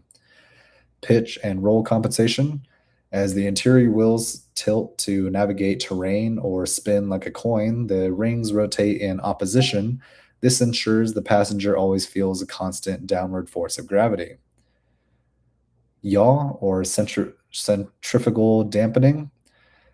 During high speed 360-degree spins, the gimbal slightly tilts the seat inward like a fighter jet or a motorcycle in a turn. This converts lateral g forces into vertical pressure, preventing passengers from being slid sideways. Liquid polymer active seating. The furniture itself is constructed from a magnetoriological or MR fluid core wrapped in a biosynthetic muscle weave. Microvibration cancellation. While the gyroscopic stabilizers handle the large tilts, the seats handle the high frequency hum of the 800 Newton meter motors. The magnetoriological fluid or MR fluid inside the cushions changes viscosity thousands of times per second to quote unquote eat the vibration before it reaches the human body. Contour locking. When the AI, like Vanguard, initiates a high torque maneuver, the seat instantly hardens around the passenger's specific body shape, acting like a customized racing seat to keep them secure. When cruising with bumper or aura, the seat softens into a lounge like state. The gravity anchor floor. Because the Mark III can technically drive upside down or on the ceiling of a mine or in zero G, the furniture and the floor work in tandem. Magnetic tethering. For missions in space or low gravity environments, the furniture incorporates electromagnetic anchors. Passengers wear lightweight haptic clothing that clings to the seat, allowing them to remain seated and comfortable even if the pod performs a 180-degree vertical flip. Leveling heads-up display integration. Small LED strips embedded in the seat's in the seat's headrest provide a peripheral horizon. Even if the windows show the world spinning, these lights stay perfectly level with the passenger's inner ear, completely eliminating motion sickness, or ideally eliminating motion sickness completely. And we have four different movement axes. First is for a vertical roll. The mechanical response would be that the gimbal ring one would counter rotate. The passenger would feel perfectly level. For horizontal spin, the second gimbal ring or gimbal ring 2 would tilt inward. The passenger would feel a gentle downward press. For the diagonal tilt, the mechanical response would be combined ring adjustment, and the passenger would feel a stable float sensation. And for a sudden impact, the magnetoriological or MR fluid would harden instantly, which would make the passenger feel secured and cradled during the impact. Explain the exhaust. What, quote unquote, exhaust, because we may or may not have one. What does a nuclear hybrid vehicle actually emit? Is it just warm air, or is there a filter we need to design? In a traditional combustion engine, the exhaust is a chemical byproduct of burning fuel. The Omni-Pod Mark III's nuclear hybrid system is in the Omni-Pod Mark III's nuclear hybrid system, there is no burning, there is only thermal exchange and isotopic management.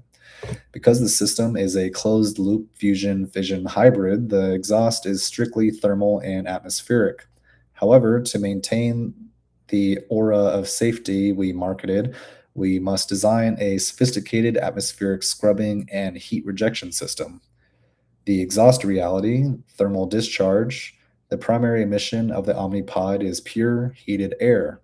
The reactor generates immense heat, in other words, 600 degrees Celsius to 900 degrees Celsius, to drive the Stirling engines or thermoelectric generators that provide the 800 Newton meters of torque.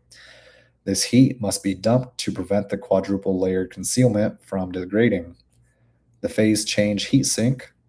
Before reaching the tailpipe, the heat passes through a sodium potassium heat exchanger. This essentially soaks up the extreme spikes in temperature.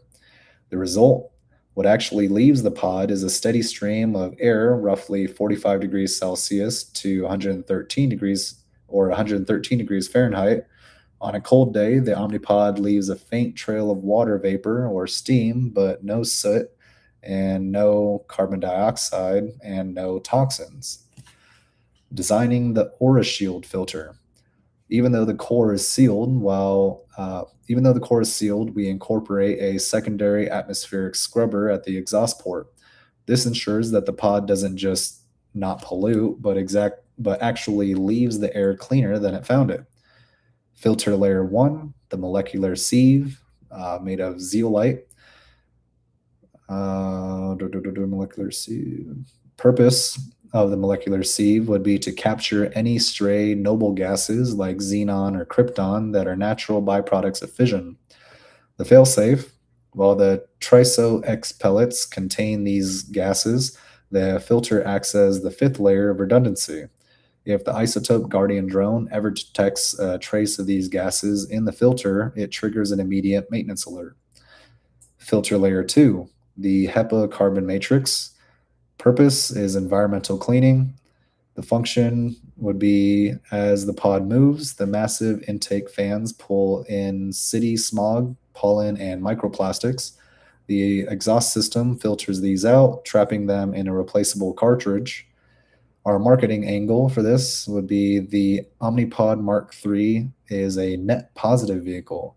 The air coming out of the back is medically pure. There we go, medical grade. The exhaust visuals, the blue ion glow. To differentiate the Omnipod from a standard electric car, the exhaust port, located at the rear base of the sphere, again, if we need one, features a Cherenkov-inspired LED array. The visual effect would be a soft pulsating blue glow that would emanate from the vent. The Vanguard mode, or when in Vanguard mode, when Vanguard is pushing the 800 Newton meter motors to the limit, the exhaust vent opens wider and the blue glow intensifies to show the thermal energy being moved. In Aura mode, during quiet, pure routes, the vent remains nearly closed and the glow is a barely visible sapphire flicker. The spent filter protocol. What happens to the trapped pollutants and the sieve materials? Service interval every 12 months during your core sink maintenance bay visit, the Aura Shield filter is swapped. Recycling, the carbon HEPA layers are composted or recycled while the zeolite sieve is sent to a specialized facility to be checked for isotopic fingerprints before being refreshed. We have different emission types here: sources, management systems, and exit states. For thermal heat, the source is a reactor core, and the management system would be, what was that? Potassium, Na. K is potassium, Na. Sodium potassium heat exchanger.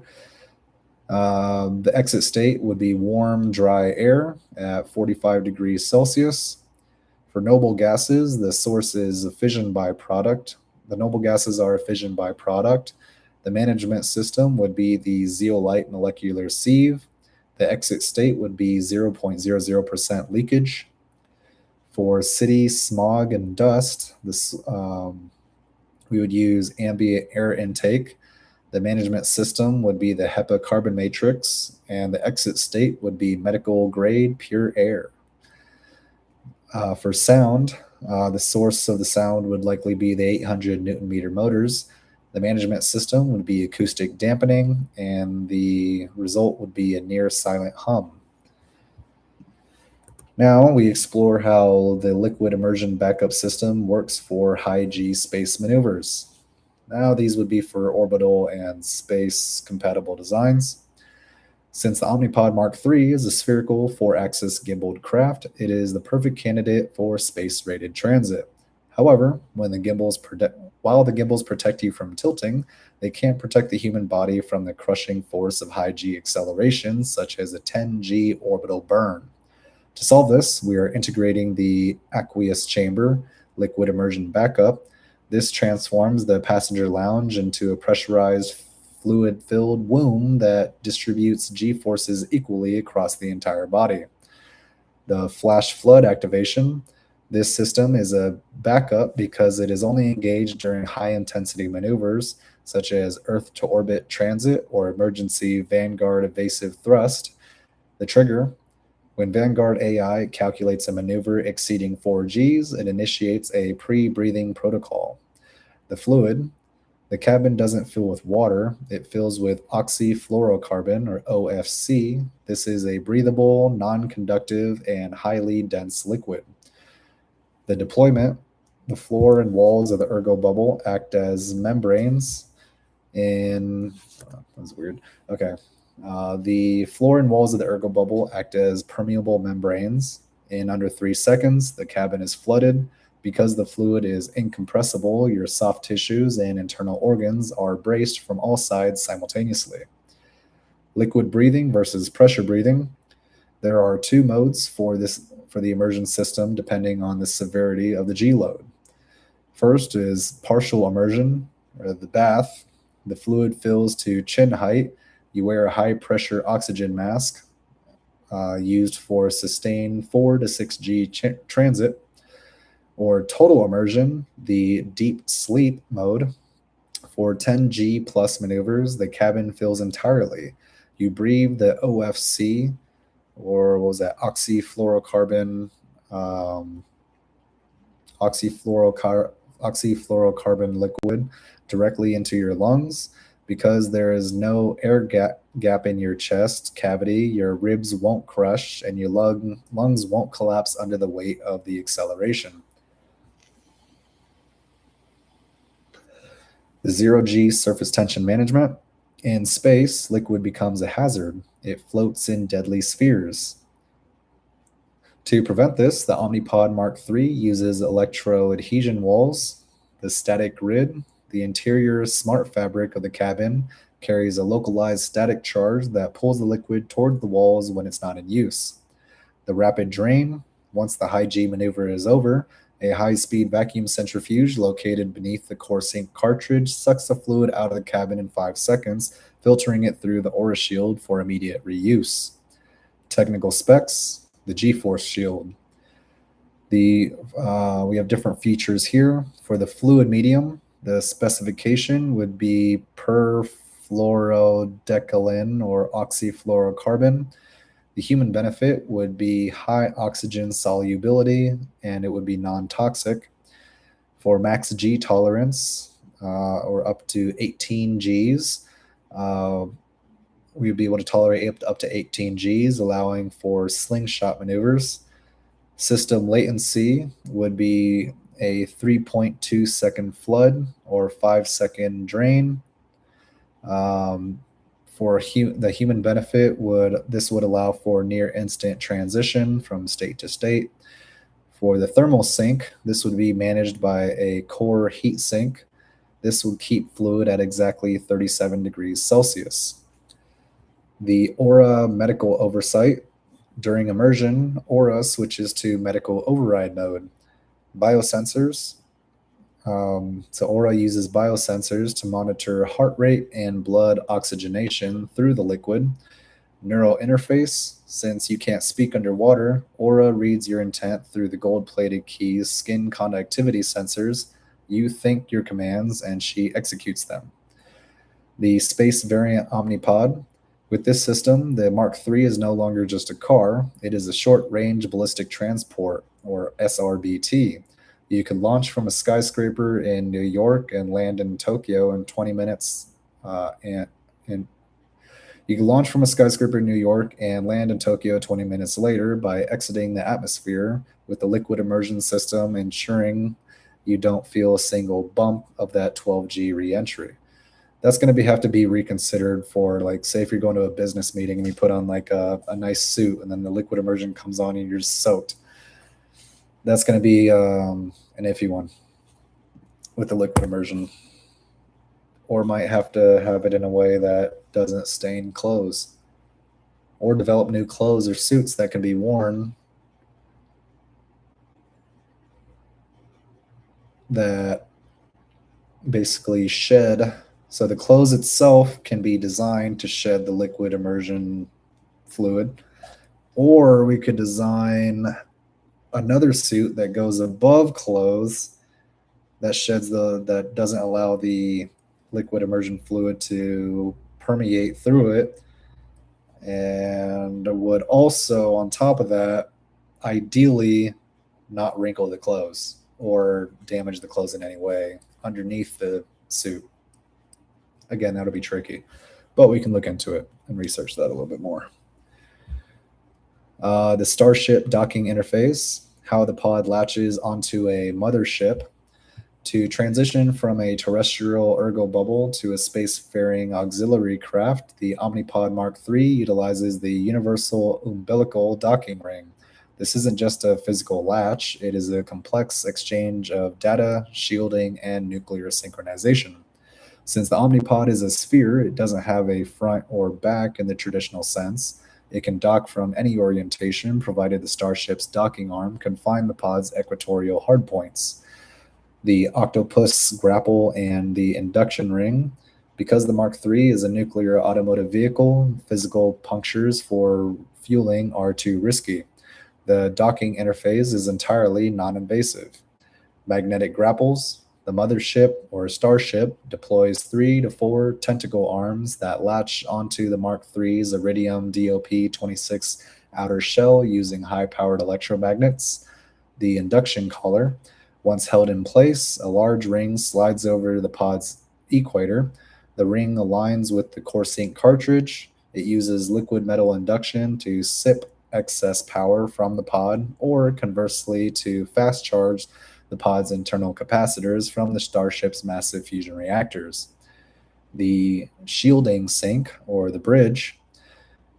The most dangerous moment in docking is the air gap.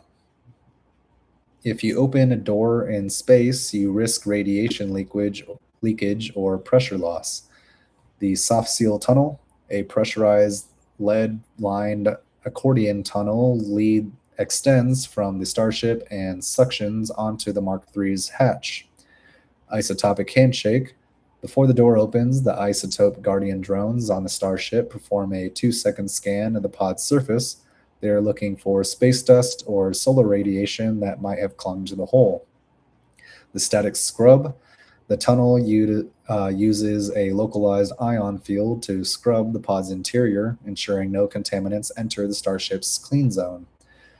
Data mind merging. Aura meets the mothership AI. When docked, the Mark III's AI doesn't just sit idle. Processing offload. Aura offloads her nuclear logs and Geiger maps to the starship's main computer. In return, she downloads the starship's orbital navigation data and solar flare predictions. Diagnostic pass-through. The starship's more powerful sensors perform a deep scan of the Mark III's TRISO X fuel pellets, checking for microscopic stress fractures that the pad's internal sensors might have missed. Starship docking specs.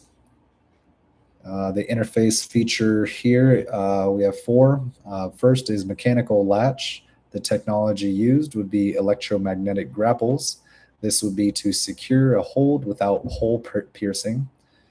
For energy transfer, we would use wireless induction loops for power sharing and core balancing. The atmospheric link would utilize lead-lined accordion tunnels.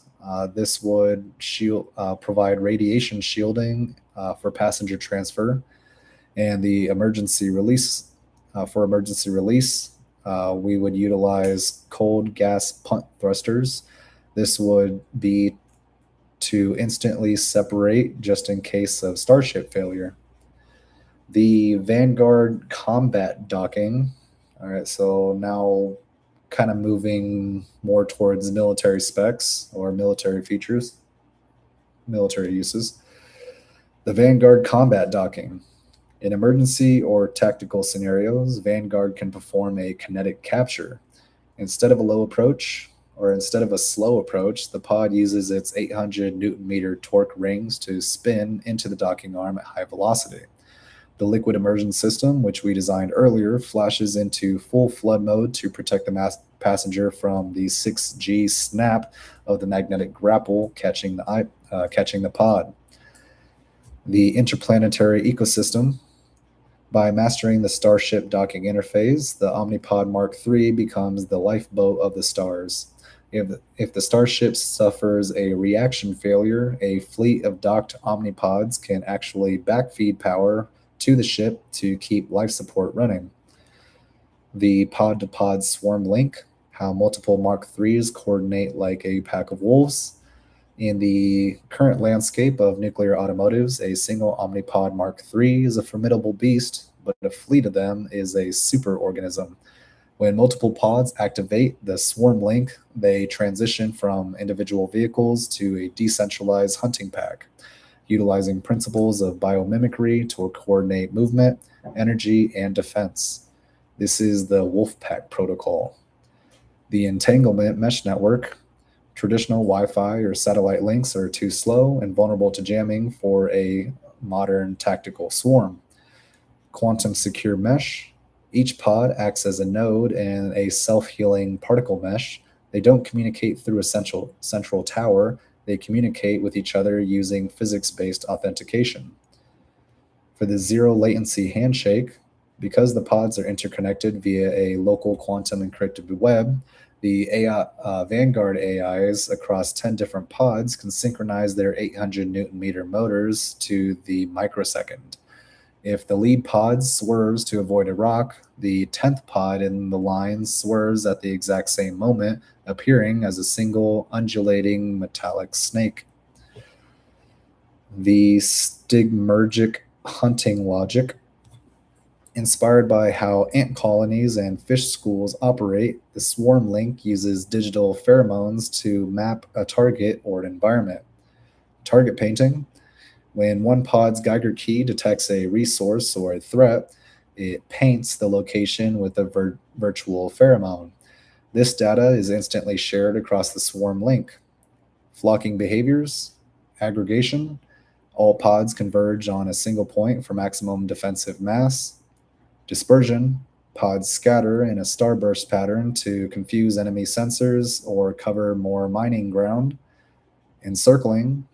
The swarm forms a perfect sphere around a high value asset like a starship or a disabled ally, while their active magnetic deflectors overlap with their active magnetic deflectors overlapping to create a giant megashield. The hive mind compute offload. If one pod's Aura AI has been busy managing a medical emergency using the AutoDoc suite, she can offload her navigational processing to the other pods in the swarm. Distributed intelligence, the collective processing power of the swarms scales linearly. A pack of 5 Mark IIIs has the computational equivalent of a small data center, allowing them to crack encryption or simulate complex weather patterns like the tornado anchor logic in real time. Consensus voting. If the AIs disagree on a route, the AI versus bumper versus Vanguard debate, they don't just vote internally, they pull the entire swarm. If the majority of the pack detects a thermal shadow ahead, the entire swarm reroutes instantly. Swarm link technical specs. For topology, tech mechanism would be decentralized hybrid mesh. The tactical benefit would be no single point of failure. It would theoretically be quote unquote unstoppable. For sync speed, the tech mechanism would be sub 0.5 milliseconds. Is it milliseconds, microseconds? I think that's milliseconds of mesh latency. The benefit would be that it enables Mach speed formation flying. For defense, we would use overlapping magnetic fields to create a shield wall for the pack. For a resource, we would use energy sharing induction. The tactical benefit would be a fully charged pod that can jumpstart a drained one mid-flight. The Vanguard Pack Hunt heads-up display. When the Swarm Link is active, your heads-up display undergoes a tactical blue shift. The Ghost Pods, you see the wireframe outlines of every other pod in your pack, even if they are behind a mountain or in a tactical stealth mode. The Shared Vision, if the lead pod sees a target, it is projected onto your heads-up display. You are effectively seeing through the eyes of the entire pack. The Swarm Health Bar, a small sidebar, shows the integrity of the mesh. As long as the link is solid, you are part of the beast. The pack is formed. In the nuclear beast ecosystem, the swarm link is the ultimate deterrent. A lone wolf is dangerous, but a pack of Mark IIIs sharing power, oxygen, and processing is an apex predator of the modern frontier or future frontier. The vacuum seal integrity test, how the four-layer concealment handles the pressure difference of space. In space, the threat isn't just the vacuum outside, it's the pressure differential trying to force your nuclear core to expand like a balloon. While a submarine fights to keep the ocean from crushing inward, the Omni-Pod Mark III must fight to keep its atomic atmosphere from bursting outward. To ensure the quadruple layered concealment survives the transition from 1 bar on Earth to 0 bar in space, we have developed the vacuum seal integrity test, or VSIT. The 4-layer response to vacuum. Each of the 4 layers we designed previously serves a specific mechanical purpose in a zero pressure environment. Layer 1, the oxide self-healer inner layer. In a vacuum, outgassing, in other words, gases escaping from solid materials, can make metals brittle. This layer is pressurized with a noble gas buffer that matches the core's internal pressure, preventing the fuel matrix from quote-unquote sweating isotopes into the casing. In layer 2, the nitride or tension shell, this is the structural hero. While the outer iridium shell handles impacts, this layer is woven with a carbon nanotube tendons specifically designed for hoop stress, which is the force that tries to rip a sphere apart from the inside. Layer 3, the iridium DOP-26 shield. Iridium has an incredibly low vapor pressure, meaning it won't evaporate or degrade in the harsh vacuum of space. It remains a rigid, unyielding anchor for the gimbals. In layer 4, the smart fabric skin or outer layer, this layer acts as the micrometeoroid and debris or MMOD shield. It is a quote-unquote Whipple shield design, a thin outer foil that breaks up tiny space pebbles before they can hit the iridium core. The double interstitiary leak detection. How do we know if a seal is failing before Aura sees a radiation spike? We monitor the gaps between the layers. For vacuum jacketed monitoring, the space between layer 3 and layer 4 is kept at a partial vacuum, roughly 0.5 bar. If the pressure rises, layer 3, the core, is leaking out. If the pressure drops, so if the pressure rises, it indicates that layer 3, the core, is leaking out. If the pressure drops to 0, it means that layer 4, the outer skin, has been punctured by space debris. The helium sniffer trace. We spike the inner layers with a trace amount of helium-3. Since helium-3 is virtually non-existent in deep space, even a single molecule detected by the isotope Guardian drones during docking triggers an immediate scram or shutdown. The cold welding prevention. In a vacuum, 2 clean metal surfaces will permanently fuse together if they touch. In other words, this is also known as cold welding. This would be a disaster for our 4-axis gimbals. Molybdenum disilicide coating. Every moving part of the docking ring and the gimbal bearings is plated with this dry lubricant. It ensures that the 800 Newton meter motors can spin at Mach speeds in a vacuum without the metal parts, quote unquote, grabbing at each other. The VSIT protocol, the pre flight handshake, before the Omni-Pod is allowed to exit a starship's hangar or launch into orbit, Aura performs the VSIT, or the, I'm trying to remember what it was. Sorry, I'm just trying to remember VSIT. VSIT, crap.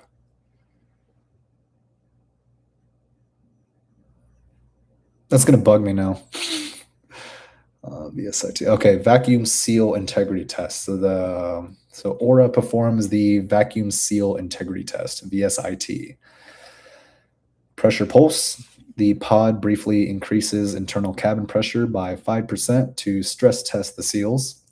For the acoustic ultrasound scan, high frequency transducers at 40 kilohertz listen for the hiss of air. In a vacuum, a leak creates turbulent flow that sounds like a scream to the sensors but is silent to humans. Thermal cycle. The pod is exposed to a rapid temperature swing, such as sunlight to shadow. If the expansion or contraction causes a seal to shift, the gold-plated key will pulse amber immediately. VSIT, or something integrity something test. I just had it.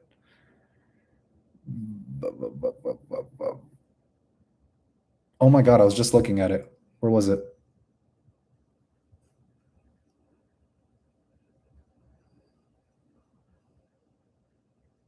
Vacuum integrity test.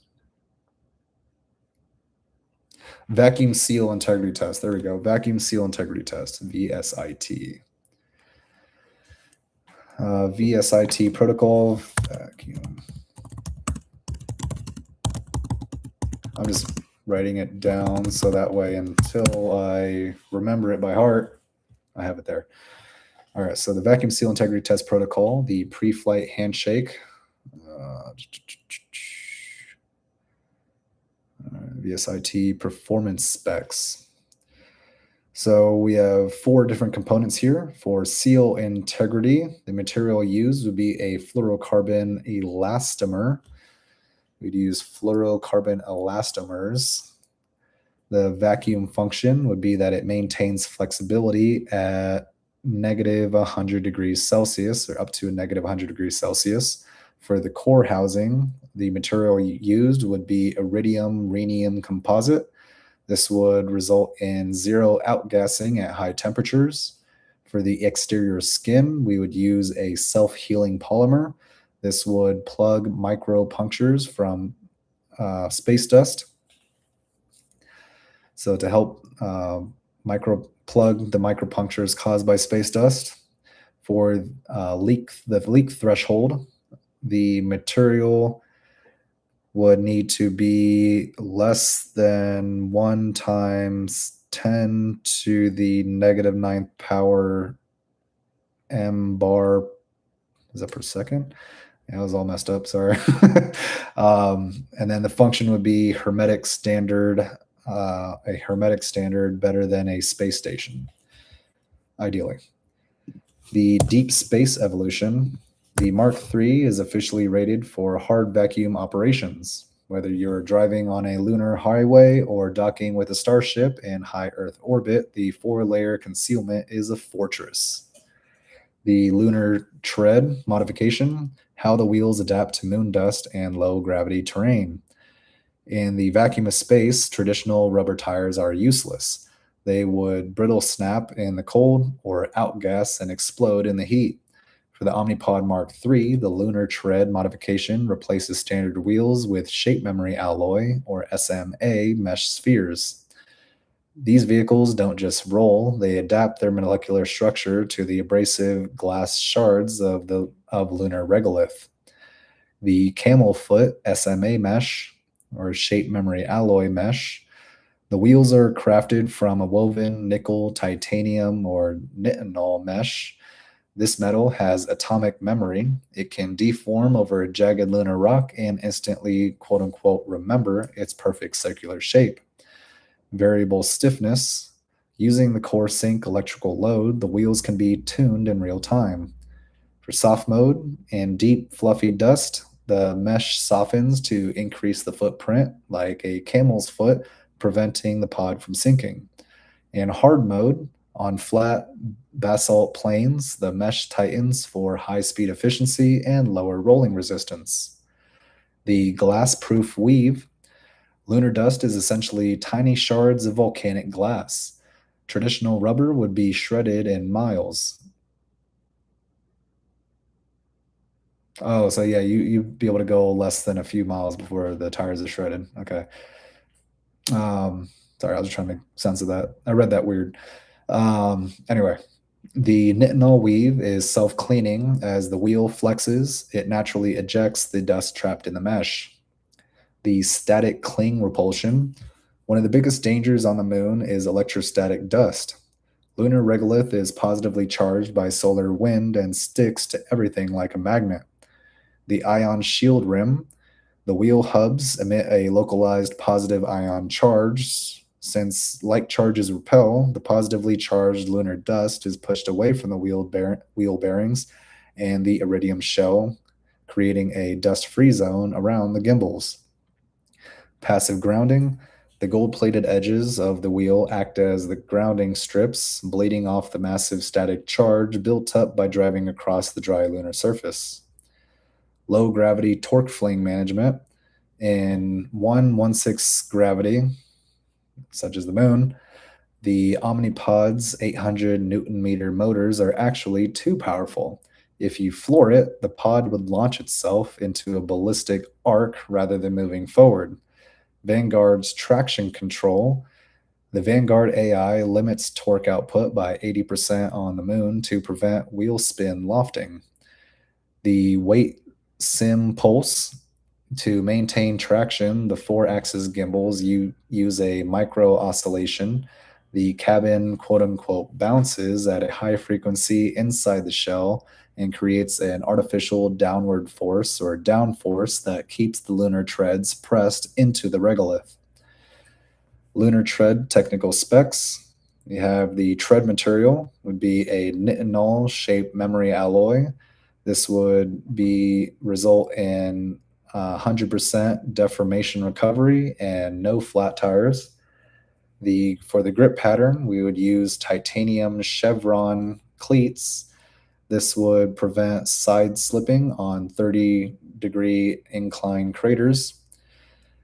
For dust defense, we would use electrostatic ion repulsion. This would keep the aura shield clean.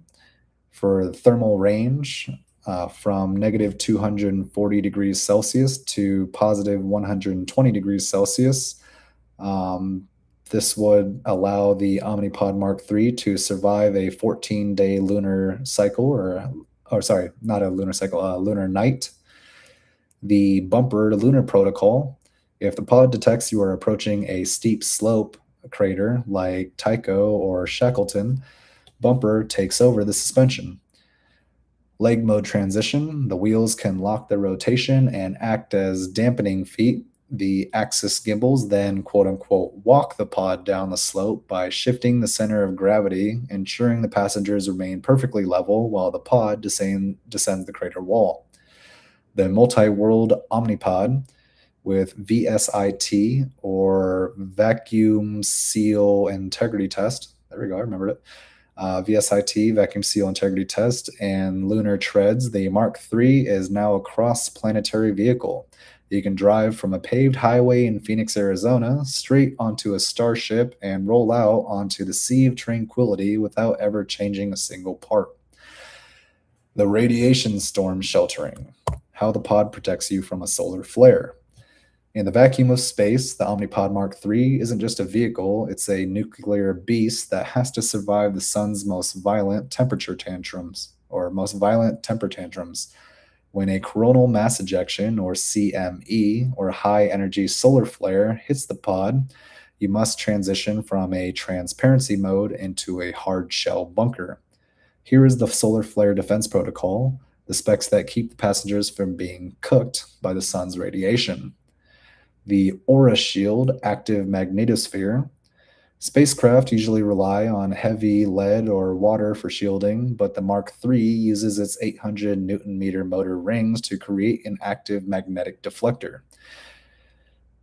The plasma handshake. Using a small amount of the pod's hydrogen fuel, Aura ejects a thin cloud of ionized gas around the exterior. The magnetic bubble. The four-axis rings pulse with a specific electromagnetic frequency that inflates this plasma cloud, creating a mini magnetosphere similar to Earth's. The deflection. Incoming charged particles, protons and electrons from the solar storm, are caught in the magnetic field lines and slid around the sphere instead of penetrating the cabin. The storm shelter liquid shift. If the solar storm is an X class flare, in other words, the big ones, magnetic shielding isn't enough. The pod initiates the hydrogen immersion protocol, the fuel wall move, the fuel wall move. The pod's hydrogen, plutonium, uranium fuel isn't just in the core. The liquid hydrogen is stored in an annular jacket around the passenger bubble. Hydrogen as a shield. Hydrogen is the best element for stopping high energy solar protons because its nucleus is almost the same size as the incoming particles. When a flare hits, Aura pumps the entire liquid hydrogen reserve into the walls of the inner cabin. The safe zone. The passengers effectively retreat into a 10-inch thick wall of liquid hydrogen, which acts as a biological shield. The blackout optical shielding. Solar flares aren't just invisible radiation, they are blindingly bright in the UV and X-ray spectrums. Electrochromic lead glass tint. The transparent ergo bubble is made of a lead-infused polymer. When the Vanguard AI detects a flare, it applies a 1,000 volt charge to the glass. The result? The glass instantly turns pitch black and becomes as opaque to radiation as a sheet of solid lead. You can't see out, but the nuclear beast is now a blind fortress. Radiation storm specs. For the active shield, we would use a plasma magnetic bubble. This would deflect 90% of charged particles. For the passive shield, we would use a liquid hydrogen jacket to stop high energy protons, or SPEs. For the visual field, or a visual shield, we would use electrochromic lead glass. This would block X-rays and blinding UV light. For emergency mode, we would incorporate flash flood immersion. This would result in total submersion in breathable OFC, or I think it's oxyfluorocarbon liquid. The Aura post-storm diagnostic. Once the solar wind drops below a safe threshold, such as 500 kilometers per second, isotope scan. For the isotope scan, the isotope guardian drones perform a deep scrub of the outer smart fabric to ensure no solar dust is trapped in the weave. For core sync rebalancing, the AI checks if the solar storm baked the Triso X fuel pellets, ensuring the 4-layer concealment didn't suffer thermal stress. The all clear repulse. Your gold-plated Geiger key pulses a calming green, and the blacked-out glass fades back to crystal clarity. The Sun Eater reputation. With these systems, the Mark III earned its nickname as the nuclear beast. While other ships have to hide behind moons or in asteroid shadows during a flare, the Omni-Pod just turtles up and keeps moving. The zero-G cabin interface. How the interior controls change when down no longer exists. In other words, when you're in space. Up, down, it's all relative up there. In the Omni-Pod Mark III, the transition from Earth gravity to zero-G isn't just a physical change, it is a total UX reconfiguration. When the sensors detect the pushover into weightlessness, The cabin's orientation logic detaches from the ground and enters spherical workspace mode. This is the zero-G cabin interface, where the four-axis gimbals and the liquid immersion work together to solve the which way is up problem. The visual down, or idiotropic anchor. The human brain is prone to space adaptation syndrome, or motion sickness, when it loses a sense of down. Even in zero G, aura creates a psychological floor to keep your stomach stable. Polarized lighting. The floor of your pod emits a warmer, higher intensity light, while the ceiling dims to a cool blue. This provides a constant visual vertical, tricking your inner ear into feeling oriented even as you float. The horizon line heads up display. No matter how the sphere is tumbling outside, the heads up display projects a synthetic horizon line. If you are docking with a starship, the heads up display aligns the station's floor with your pod's floor, ensuring a seamless transition during egress. The magnetic haptic control field. In zero G, you can't rely on the weight of your arms to steady your hands. Your movements become jerky and overshot. Viscous drag haptics. The four-axis control sticks increase their magnetic resistance. It feels like you are moving your hands through honey. This artificial damping prevents you from accidentally pushing a 800 Newton meter maneuver just because you sneezed. Magnetic boots or gloves. The luxury interior's obsidian surfaces are embedded with electromagnetic coils. With a thought, bumper can activate sticky mode, allowing your feet or your tablet to snap to any surface in the cabin, turning the ceiling into a desk in seconds. The spherical menu, UI. Traditional user interface, okay. The spherical menu UI or user interface. Traditional top-down menus are useless when you can rotate 360 degrees. The heads-up display switches to a volumetric orb. The orbiters, instead of a dashboard, your controls float around you in 3D space as glowing orbiters. Gaze and pinch. You don't reach for buttons, you simply look at the quote-unquote oxygen orb or the reactor sync orb and perform a micro pinch with your fingers. The BioGuardian sensors detect the muscle twitch in your forearm and execute the command. The center gravity reset. If you become disoriented, you can squeeze both triggers on the gimbals. The four-axis rings will instantly align the cabin to the nearest significant gravitational body, like Earth or a moon, effectively recentering your universe. Zero-G interface specs. For control resistance, the gravity mode would be linear spring. Zero-G adaptation would be viscous magnetic damping, viscous magnetic damping, which would provide the honey feel. For a menu layout, we would use a flat dashboard. The zero-G adaptation would be a volumetric, would consist of volumetric orbiters or floating 3D user interfaces. For orientation, it would be gravity fixed. The zero-G adaptation would be the aura anchor, and it would provide a synthetic down visual, relative visual down or down visual.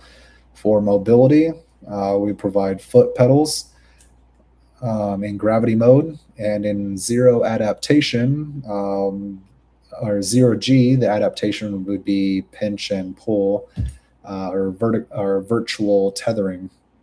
So basically using the virtual interface in zero G adaptation, and simpler modes when in gravity. The bumper equilibrium pulse. If the Vanguard AI performs a particularly violent snap launch or evasive roll, the fluid in your inner ear or otoliths will start to swirl, causing vertigo. The galvanic vestibular stim, or GVS, the pod's headrest emits a tiny, painless electrical pulse behind your ears. This pulse overrides the inner ear's signal, manually telling your brain that you are perfectly level, even if the nuclear beast is spinning at 120 RPM. The fluid reality. In 0G, the Omni-Pod Mark III ceases to be a car and becomes an extension of your central nervous system. You don't drive it, you inhabit it. The barrier between the pilot, the liquid immersion, and the vacuum of space dissolves into a single flowing experience. Explore the audio shielding. How do we keep the cabin silent while 800 Newton meter motors spin inches away? The following explains how we keep this high torque beast quiet inside. We developed silent drive specs explaining how the cabin stays quiet while the rings spin at Mach speeds. Maintaining silence inside a cabin while 800 Newton meter motors spin at high velocities just inches away is one of the Omni-Pod Mark III's most significant engineering triumphs.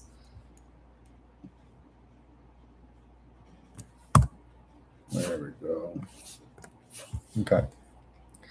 We don't just muffle the noise, we use a multi stage acoustic vacuum strategy that combines physical isolation with quantum level sound cancellation.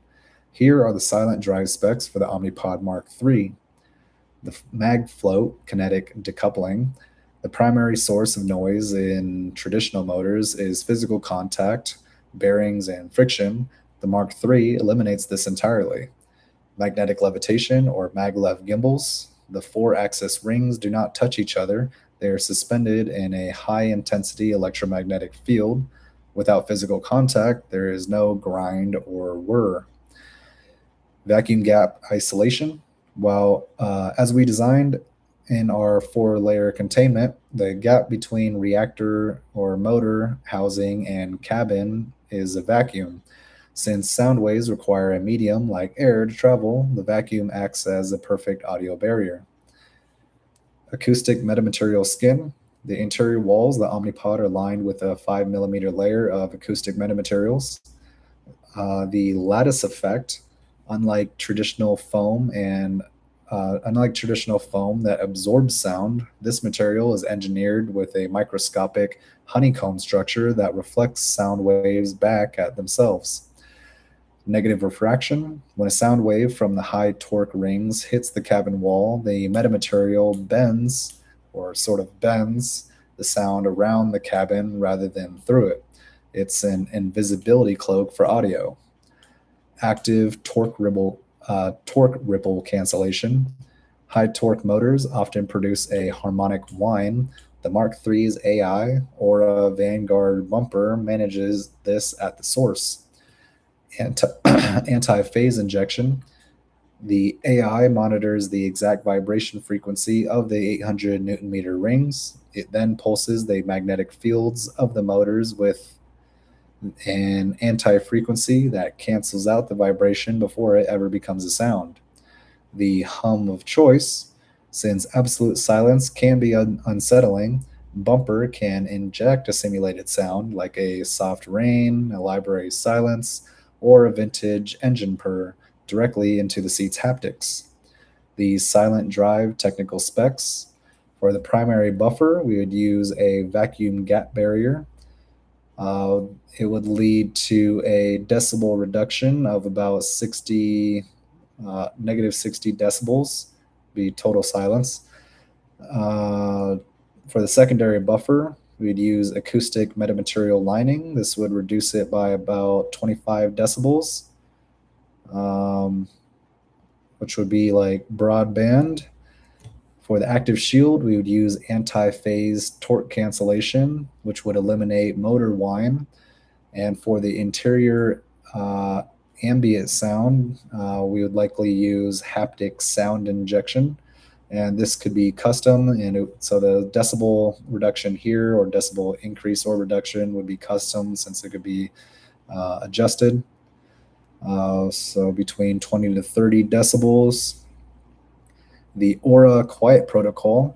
When you engage Aura mode, the pod enters stealth transit.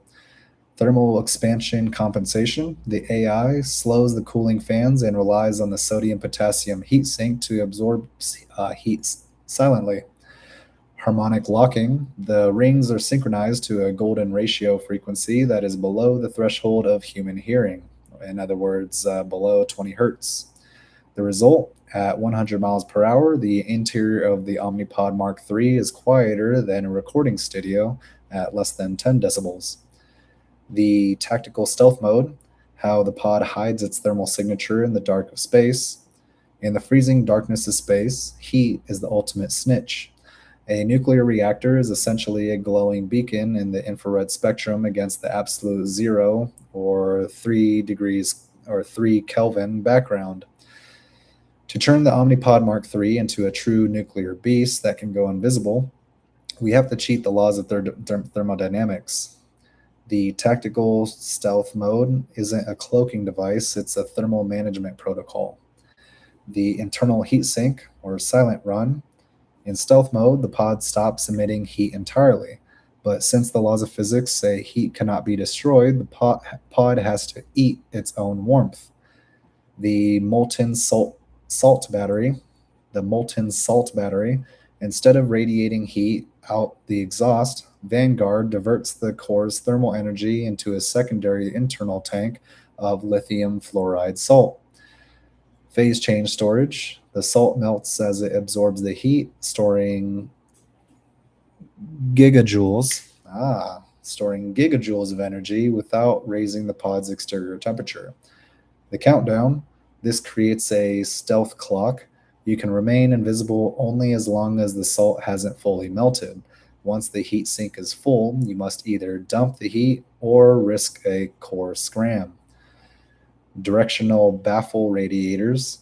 If the pod needs to stay in stealth longer than the internal sink allows, it uses directional heat rejection. The shadow cone. The 4-axis rings shift the pod's orientation so that the exhaust vent faces a blind spot away from known enemy sensors or toward a nearby star or planet. Thermal baffling. The exhaust port extends a series of gold-plated cooling fins that are shielded by a skirt, or a kind of skirt. This ensures that the heat is projected in a narrow 5-degree beam. Unless a sensor is directly in that beam's path, the pod looks as cold as a rock. The Vantaskin coating. The pod's outer smart fabric is infused with a specialized version of Vantablack, vertical align nanotube arrays. Has 99.9% absorption. It doesn't just look black, it absorbs almost all incoming light and radar waves. This prevents star glint, the accidental reflection of a distant sun that would give away a sphere's position. The cold plate interface. Beneath the Vantaskin is a layer of Peltier effect cooling tiles. These tiles pump heat inward toward the core, keeping the outermost skin exactly at 3 Kelvin, the cosmic microwave background temperature. To an infrared telescope, the pod isn't just hidden, it is indistinguishable from empty space. The tactical stealth mode specs for the primary shield, the system implemented would be molten salt heat sink. The stealth function, it would be that it stores heat internally, resulting in zero infrared or IR emission. For the visual mask, the system used would be Vantablack Smart Fabric. This would eliminate radar and visual reflections. For the active mask, we would use a Peltier cold plate skin.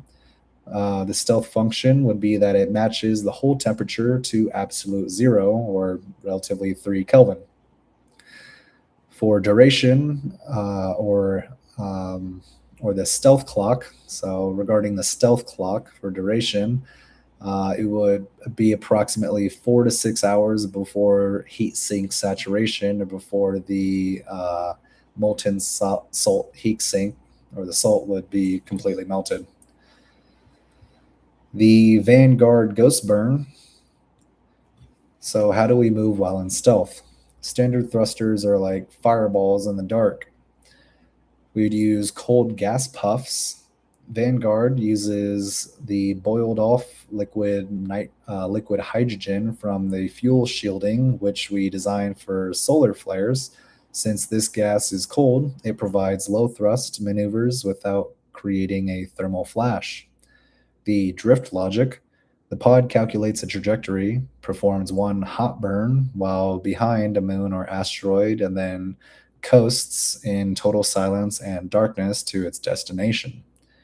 The ghost in the machine: when tactical stealth is engaged, the cabin lights turn a deep, dim red. Aura speaks only in a whisper, and the gold plated Geiger key dims its glow to a faint, dark blue pulse. The nuclear beast has become a phantom.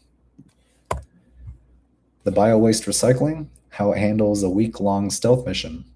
On a week-long silent run in deep space, the Omni-Pod Mark III can't exactly pull over or jettison a trash bag. Doing so would create a thermal flash or radar-detectable debris trail. To stay hidden, the nuclear beast must become a perfectly closed loop. This is the alchemical bio-waste recycling system, where every ounce of waste is converted into stealth fuel or radiation shielding. The molecular forge for solid waste: instead of a toilet, the Mark III uses a plasma arc gasifier integrated into the base of the ergo bubble. The process: solid waste and trash, such as food wrappers, old smart fabric wipes, etc., are shredded and hit with a high voltage plasma torch powered by the plutonium breeder. The output would be syngas. The waste is vaporized into its elemental building blocks, carbon monoxide and hydrogen. This syngas is stored in pressurized tanks and used as the cold gas propellant for the Vanguard ghost burn maneuvers we designed earlier.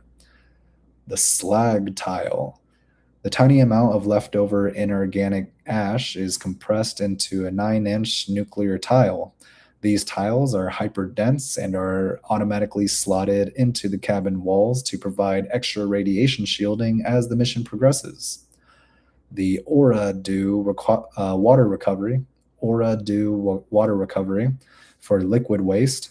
In a stealth mission, water is more than hydration. It's a thermal regulator. Vacuum distillation: urine and cabin humidity, such as sweat or breath, are pulled into a centrifugal distiller. The graphene filter: the liquid passes through a series of atomic level graphene membranes that strip out salts and urea. The pure stream: 98% of all moisture is recovered as medical grade drinking water. Aura chills the water and circulates it through the cabin walls to act as a secondary infrared heat sink during tactical stealth. The COX or COX Sabatier loop for atmospheric waste: as you breathe, you pollute the cabin with CO2. In stealth mode, you can't just vent it. Metabolic recycling: the Sabatier reactor takes the CO2 you exhale and combines it with hydrogen produced by the molecular forge to create methane and water. The stealth benefit: methane is an incredible high energy fuel. By breathing, you are literally creating the fuel needed for the Vanguard AI to perform an emergency extraction burn if you ever burned or if you're ever quote unquote burned or detected by an enemy. You're cooked. Tango spotted. Been found out. Been spied. Bio-waste specs: the perpetual loop. We have waste stream, recovery tech, and stealth commodity. For solid waste, the recovery tech used would be plasma arc gasification. The stealth commodity would be cold gas thruster propellant. For inorganic trash, we would use heat melt compaction, which would result in radiation shielding tiles. For urine or sweat, we'd use graphene vacuum distillation, which would result in thermal mass coolant and potable water. Potable water. Exhaled CO2. For that, we would use saboteur methanation, which would result in high energy methane fuel, which could be reused for other purposes. The bumper hygiene protocol, since a weak and a sealed bubble can get aromatic, bumper manages the ozone scrubbers. The ion scent, bumper uses a localized ion field to snap odor molecules out of the air. He can then infuse the oxygen stream with a neutral null scent designed to be psychologically calming during the high stress silence of a stealth mission. The zero footprint beast. After 7 days of stealth, the Omni-Pod Mark III weighs exactly the same as when it started.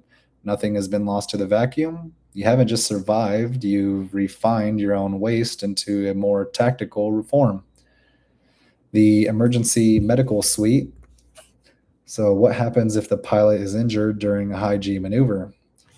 In the high stakes environment of space combat or planetary descent, the human body is the weakest link. The Omni-Pod Mark III's BioGuardian Emergency Medical Suite is designed specifically for the locked-in trauma of high G maneuvers, where the pilot is physically unable to move their arms to reach a med kit. This system turns the liquid immersion womb into an automated robotic operating theater. The biomesh sensory array.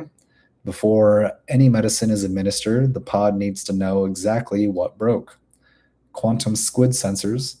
Embedded in the cabin walls, these sensors don't need to touch your skin. They map the electrical activity of your heart and brain through the immersion fluid. Hemodynamic Doppler.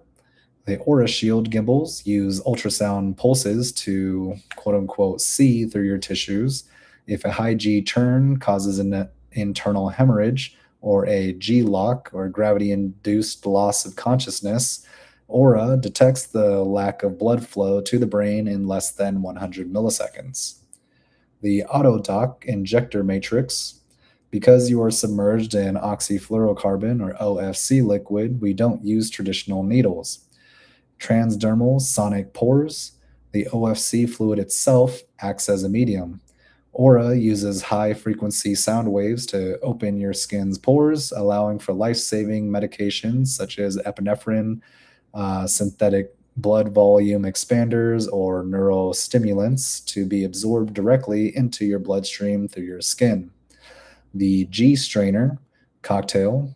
If Vanguard is about to pull a 12G evasive maneuver, the suite preemptively injects a vasoconstrictor to keep blood from pooling in your legs, effectively acting as a chemical G suit. Robotic traction stabilizers. In the event of a structural injury, like a spinal compression or a fractured limb from a nuclear beast impact, we have a molecular bind foam. The seat you're sitting in can, quote unquote, weep a fast hardening medical foam. If Aura detects a spinal injury, the foam encapsulates your torso in a rigid, custom molded brace in seconds, preventing further movement during the rest of the flight. The Exo Tug. The internal four-axis gimbal can micro-vibrate in a way that provides kinetic traction, subtly pulling a fractured limb to realign the bone while the pad is still in transit. Emergency medical specs. For diagnostics, we have the hemodynamic Doppler. This detects the medical function would be that it detects internal bleeds and G-lock instantly. G-lock being gravity induced loss of consciousness. For delivery of the medicine, we would use transdermal sonic pores. The medical function would be needle-free drug delivery through immersion fluid. For stabilization, we would utilize molecular bind foam. This would provide instant form-fitting casts for broken bones. And then for recovery, we would use a neural reboot pulse. This would use a targeted EMF or electromagnetic frequency to wake up a pilot after a blackout. The Aura triage protocol. If the pilot is completely incapacitated, first there's a command lock. Vanguard takes control of the flight path, seeking the nearest maintenance bay or starship dock. 2. The stasis chill. Aura lowers the temperature of the immersion fluid to 15 degrees Celsius, from 15 degrees to 15 degrees Celsius or 59 degrees Fahrenheit. This induces mild therapeutic hypothermia, slowing your metabolism and protecting your brain from oxygen deprivation while the pod hauls you to safety. The Guardian handover. The pod broadcasts your vitals to the destination medical team via the gold plated Geiger keys encrypted link, so you're ready to operate the moment the hatch opens. Oh, so they are ready to operate the moment the hatch opens. The unkillable pilot. With the emergency medical suite, the nuclear beast ensures that even if the pilot breaks, the mission doesn't. You can be unconscious, braced in foam, and chilled to near stasis, and the Mark III will still deliver you home. The atmospheric entry, or heat shield. How does a sphere survive the 3,000-degree firewall? Surviving atmospheric entry at 3,000 degrees Celsius, where the nuclear beast proves it isn't just a car, it's a re entry vehicle. While the traditional capsules like the Apollo or Dragon use a blunt, flat bottom to push the heat away, the Omni-Pod Mark III is a perfect sphere. This presents a unique challenge. The sphere wants to tumble, and without a designated bottom, the heat could theoretically attack from any angle. To survive, the Mark III uses transpiration cooling, a system that makes the nuclear beast literally sweat to stay cool. The sweating heat shield for transpiration cooling. The outer shell of the Mark III is made of 3D printed silicon carbide, a material that is incredibly strong but also porous at a microscopic level. The coolant bleed. As the Vanguard AI detects the onset of atmospheric compression, it pumps a pressurized coolant, the same oxyfluorocarbon liquid used in the medical suite, into the space between the iridium core and the outer skin. The vapor barrier. The liquid sweats through the porous skin upon hitting the liquid sweats through the porous skin, and upon hitting the 3,000 degrees Celsius plasma, it instantly evaporates, creating a boundary layer of cool gas that acts like a puffer jacket around the sphere. The result? The actual temperature hitting the hull drops from 3,000 degrees Celsius to a manageable 800 degrees Celsius, in which the iridium DOP-26 shell can handle indefinitely. The active gravity plasma steering. Since the sphere has no natural up or down, it should technically burn evenly on all sides. However, the Mark III uses its 4-axis gimbals to steer the heat. In isotopic shifting, Aura shifts the heavy internal core sink cartridge toward the bottom of the sphere. This uses the pendulum effect to ensure one specific side of the sphere always faces the brunt of the heat. Plasma ruddering. By micro-tilting the internal weights, the pod can actually surf on its own shockwave. This allows you to steer the nuclear beast toward a landing zone while you're still traveling at Mach 25.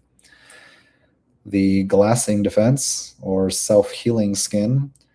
During the most intense part of the firewall, the lunar regolith dust you picked up on the moon actually becomes an advantage. Ceramic vitrification. The smart fabric skin is designed to catch microparticles of dust. At 3,000 degrees Celsius, this dust melts and forms a temporary sacrificial glass coating over the pod. The peel effect. As the pod slows down and enters the lower atmosphere, this glass layer cools, cracks, and flakes off, taking the excess thermal energy with it, leaving the Mark III's iridium skin pristine beneath. Atmospheric entry specs. At Mach 25, or the at Mach 25, likely located in the exosphere, the technology engaged would be the transpiration sweat feature. This would function to create a gaseous heat barrier. At Mach 15, likely in the ionosphere, We would use gimbal mass shifting to orient the pod for maximum drag. At Mach 5, probably in the likely in the stratosphere, the tech engaged would be the Vanta Black recooling system, which would rapidly radiate heat into the cold air. And for terminal velocity, and now at Mach 1, the Vanguard, we would use the Vanguard thrust kick, which would retro burn the Omni-Pod to zero velocity for touchdown. Touchdown. Goal. The Aura re-entry calm. During the firewall, communication with the outside world is usually impossible due to plasma blackout. The blackout librarian. During these 4 minutes of silence, Aura plays back cached data or continues your conversation locally. The interior view. Since you can't see through the 3000 degrees Celsius plasma outside, the interior walls of the pod project a ghost camera feed for a simulated view of the terrain below, which is reconstructed from orbital maps and gravitational sensors. Touchdown! The nuclear beast returns. When the Mark III finally lands, the exterior might be glowing a dull red, but the passenger inside is sitting in a 21 degrees Celsius cabin, likely finishing a drink that hasn't even spilled. The emergency ground anchor, stopping the pod from rolling off a cliff after landing, if it's needed, just in case, as a contingency measure. After a 3000 degrees Celsius atmospheric re-entry, the last thing you want is for your 800 Newton meter nuclear beast to survive the fire only to roll ignominiously off a cliff. I haven't seen that word in a while. You don't want the nuclear beast to survive the fire only to roll ignominiously off a cliff. Since the Omni-Pod Mark III is a sphere, it lacks a parking brake in the traditional sense. To solve this, we've engineered the Gecko Spike emergency ground anchor system. This is a multi-terrain kinetic energy arresting suite that turns any slope into a stable parking spot. 1. The harpoon logic kinetic anchor. If the pod lands on a slope exceeding 25 degrees, or if sensors detect a post-landing slide, Vanguard triggers the primary anchors. Pyrotechnic telescoping spikes. 3 beryllium copper harpoons are fired from the pod's base into the ground. These are based on comet landing technology like the Rosetta mission, but scaled for a multi-ton nuclear vehicle. The shovel flap deploy. Once the spike penetrates the rock or soil, spring-hinged barbs expand outward like an umbrella, locking the pod to the substrate. The tether. High-tensile Vectron cables connect these spikes to the internal 4-axis gimbals. Even if the outer shell tries to roll, the internal cabin stays perfectly level and anchored. 2. The vacuum cup surface adhesion. What if you land on a flat, solid surface like a skyscraper's glass roof or a frozen lake? Spikes might shatter the landing pad. Electro adhesion pads. The pod deploys 4 flexible gecko pads. Using these, then use van der Waals forces, our molecular level attraction, to stick to smooth surfaces. Thermal vacuum seal. For extreme stops, the pad creates a localized vacuum against the surface. Because the pod has a massive onboard power supply from its plutonium breeder, it can maintain this suction indefinitely, literally welding itself to the ground until you're ready to move. 3. The molten anchor, for hard rock only. In a worst-case scenario on steep, volcanic, or metallic terrain where spikes can't penetrate, the core heat vent. Aura opens a dedicated thermal bypass from the reactor core. A high-intensity thermal needle of heat is directed at the ground, melting a small indentation into the rock. The lock. As the pod settles into this microcrater, the lunar tread mesh, or our nitinol wheels, expand to fill the space. As the rock refreezes around the mesh, the pod becomes an integral part of the mountain. You're anchored. Ground anchor tech specs. The telescoping spikes would be used in soil, regolith, and ice, and the stopping power would be about 50,000 newtons of drag. The gecko pads would be used typically on glass, metal, smooth stone, possibly shale. The stopping power would be at a molecular level. In other words, stick and stay using van der Waals forces. For thermal sinking, the surface type of or for thermal sinking the surface we typically use that on would be hard basalt or granite. This would fuse the pod to the terrain. And for an emergency punt, the surface type could be any. This would use a compressed air blast to jump away from an edge. The bumper safe exit. Once the anchors are set, the bumper AI system or AI software program evaluates the stability of the ground before you open the hatch. Seismic check. Using the spikes as sensors, bumper listens for vibrations in the ground. If he detects a landslide is imminent, he'll say, "I wouldn't step out just yet. The cliffside is singing a bit too much for my liking. Let's reposition 20 meters to the left." The level step, the gimbals adjust so that even if the pod is anchored at a 45-degree angle, the door opens to a perfectly horizontal platform. The emergency ground anchor redux, using the anchors as a jump start for orbital launch. This is the ultimate nuclear beast party trick. Typically, the gecko spike system is used to stop the pod from rolling off a cliff, but in the emergency ground anchor redux, we flip the logic. Instead of using the anchors to stay down, we use them as a kinetic slingshot to overcome Earth's gravity without needing a massive rocket. This is the tension launch protocol. The bow and arrow physics. The Mark III doesn't just have enough thrust to hover into orbit, it would burn too much fuel. Instead, it uses its 800 Newton meter torque motors and the Vectrin anchor cables to build potential energy. The anchor set. The pod fires all 3 beryllium copper spikes deep into a solid rock foundation like a mountain peak. The pre-tension, the 4-axis gimbals begin to spin the internal core sync cartridge at maximum RPM, but the pod remains tethered to the ground. The cables are pulled until they are at 98% of their breaking strength.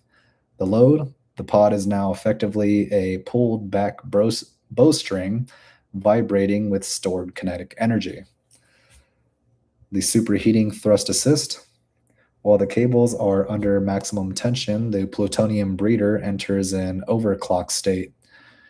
Plasma pre-ignition. Aura bleeds the liquid hydrogen fuel through the core, superheating it until it reaches a white-hot plasma state. The pressure chamber. This plasma is held back by the exhaust baffles, building up massive internal pressure. Because the pod is anchored, it doesn't move yet.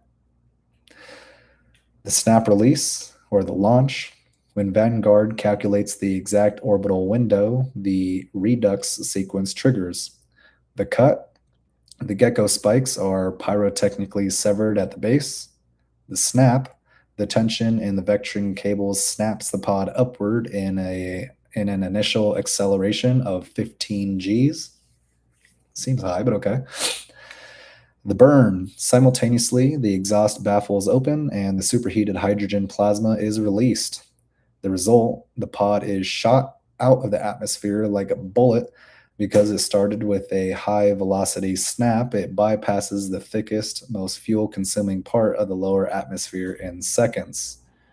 Again, this might be more plausible in space where there's celestial bodies like planets or moons without atmospheres, or with very, very, very small atmospheres or very thin atmospheres. Okay.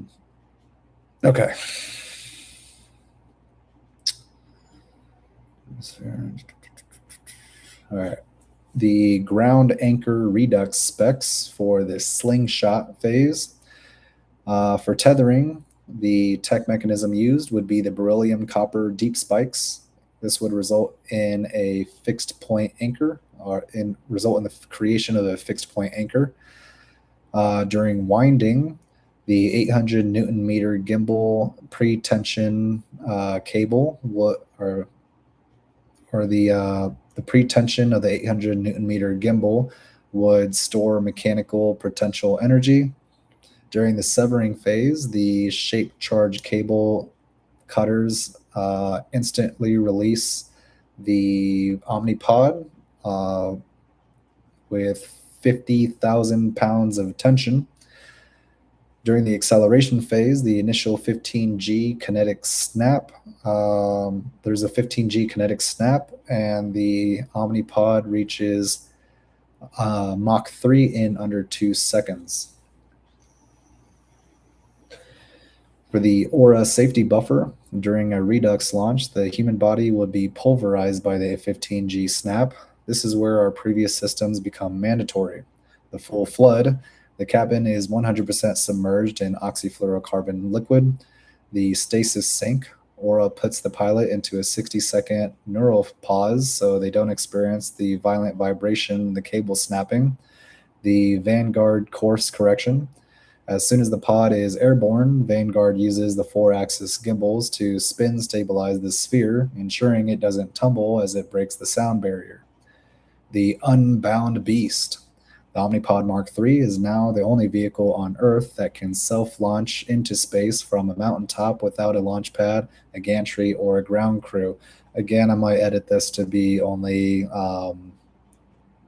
planetary objects or moons without atmospheres, just celestial bodies without atmospheres, or very small or thin atmospheres. All right.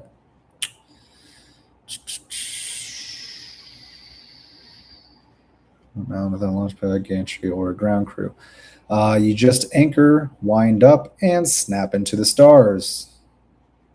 Again, I'm thinking about that one device that's basically like a slingshot, but it spins the craft or package at very high velocity and then shoots it out.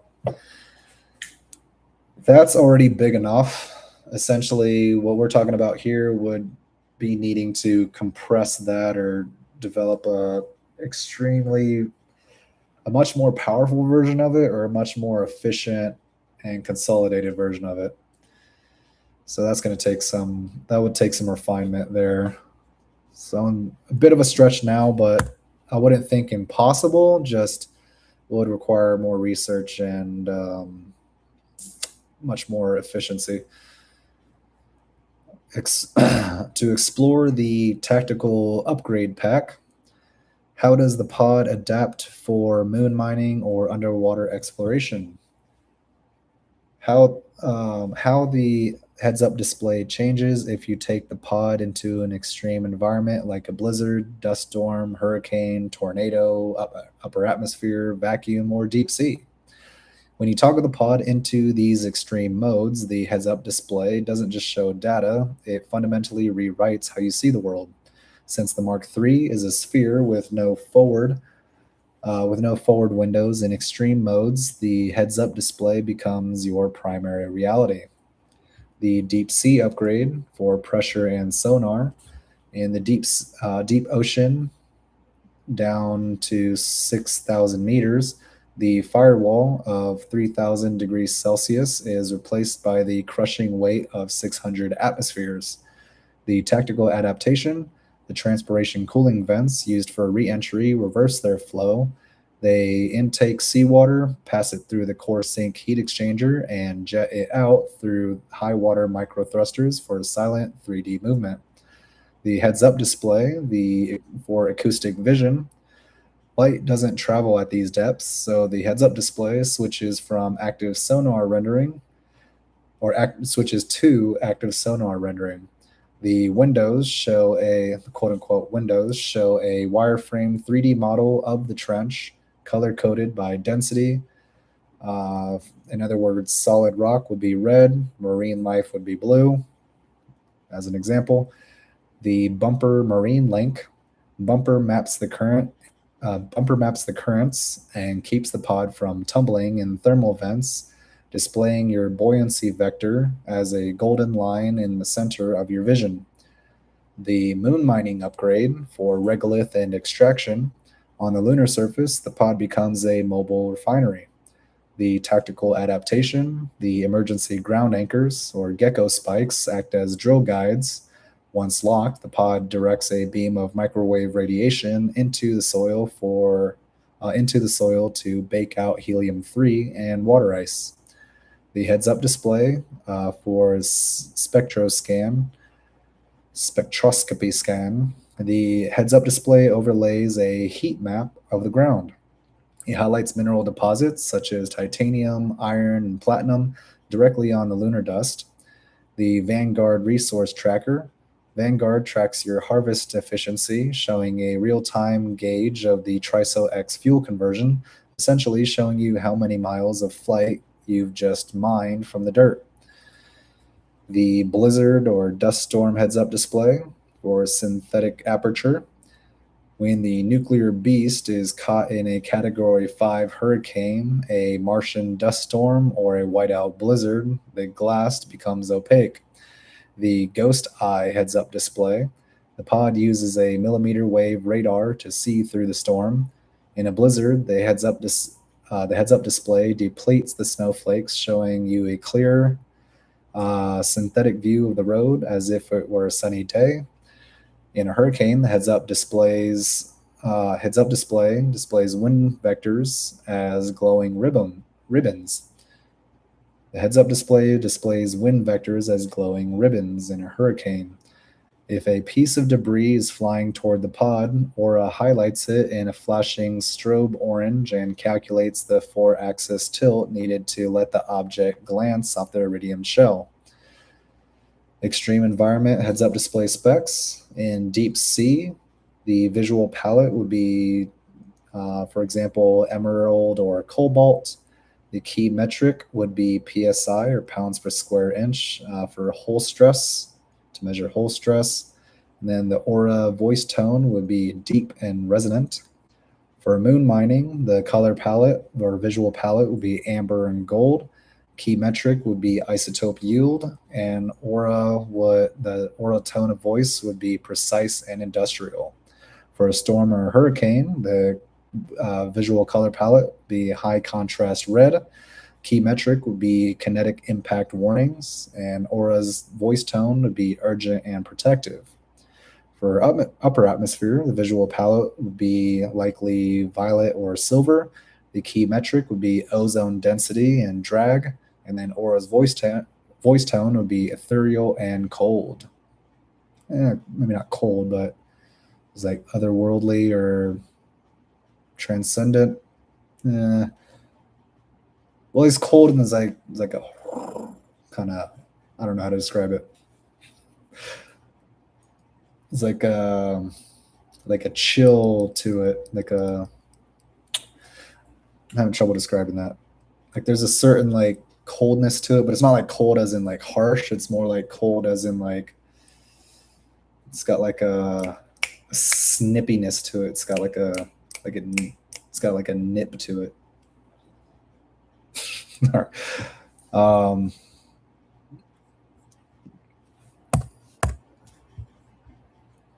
Let's see, where were we? All right. All right. So moving right along. The tornado anchor protocol. If the pod is caught in a tornado or a Martian dust devil, Vanguard fires the gecko spikes or ground anchors at maximum depth. Aura floods the liquid immersion cabin to increase the pod's weight, making it harder to lift.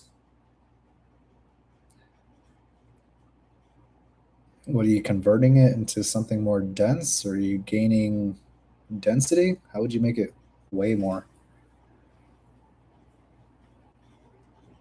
I don't know. I don't know if it would weigh more exactly. Or just make it more, to make it more dense, to make it seem like it weighs more, you just consolidate it and make it more dense. But that's basically you just consolidating it to a single point, or area or over a certain point or to a certain point, which makes it heavier in that point. Uh, yeah, the only way I can imagine it becoming heavier is if it becomes just more dense in a particular region. So you're making it smaller in size but more dense, which would make it heavier in a given location. I don't know.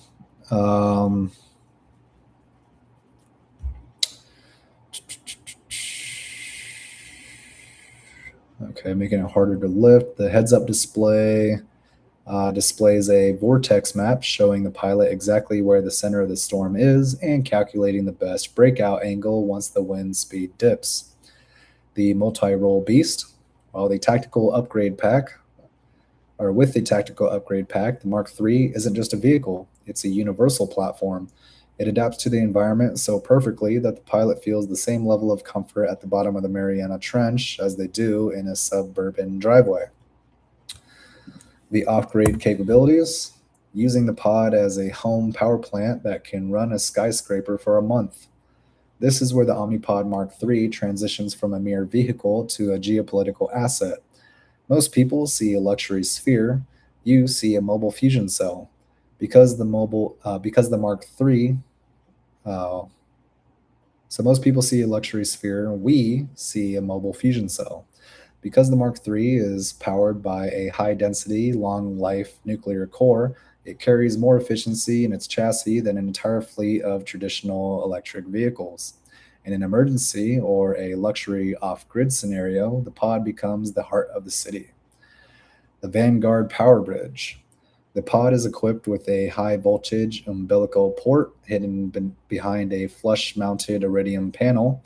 When connected to a building's main power grid, the Mark III's energy management system, or EMS, takes over. The conversion, the heat from the plutonium 238 breeder is converted into electricity via high energy thermoelectric generators, or TEG, and a closed loop Brayton cycle turbine. The output, while driving, the pod uses minimal power. When stationary and uncapped, it can output roughly 1.2 megawatts of continuous power. The skyscraper feat.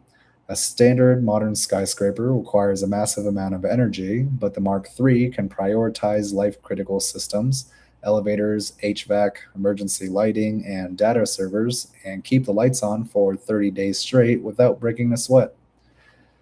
Island mode, grid independence. When you plug the pod into a home or a building, it enters island mode. It physically disconnects from the building from or it physically disconnects the building from the municipal power grid to protect it from surges or external hacking, utilizing our Cyber Guardian firewall. The Silent Guardian, unlike a diesel generator, the Mark III is silent. There are no fumes, no vibration, and no refueling. Thermal export. In cold climates, the pod doesn't just provide electricity, it exports waste heat. A secondary coolant loop can be piped into a building's radiator system, providing free radiant heat for the entire structure. The energy barter economy. In a world where the grid is unstable, the administrator, you, holds the ultimate currency: stability. Mobile relief. During a natural disaster, a single Mark III can power a field hospital or a telecommunications hub, providing the ghost camera heads-up display data to rescue teams. Profit mode. Some owners use their pods to arbitrage energy, storing power when the grid is cheap and selling it back to the city during peak hours, literally making the vehicle pay for its own 50-year lease. Technical specs for power plant mode. For peak output, the capacity would be ideally 1.2 megawatts. In comparison, this would power about 1,000 modern homes. For duration, it would be about 30 days for full load, equivalent to 40,000 liters of diesel. For cooling, we would use a liquid fluoride salt loop, which would result in safe, meltdown proof, and self regulating temperatures. For connection, we'd use a Type 4 Vanguard umbilical. And for comparison, there are cyber hardened and high tension locking sort of rigs or connectors. The bumper concierge for power management. While the pod is running a skyscraper, Bumper provides a governor interface on your mobile device.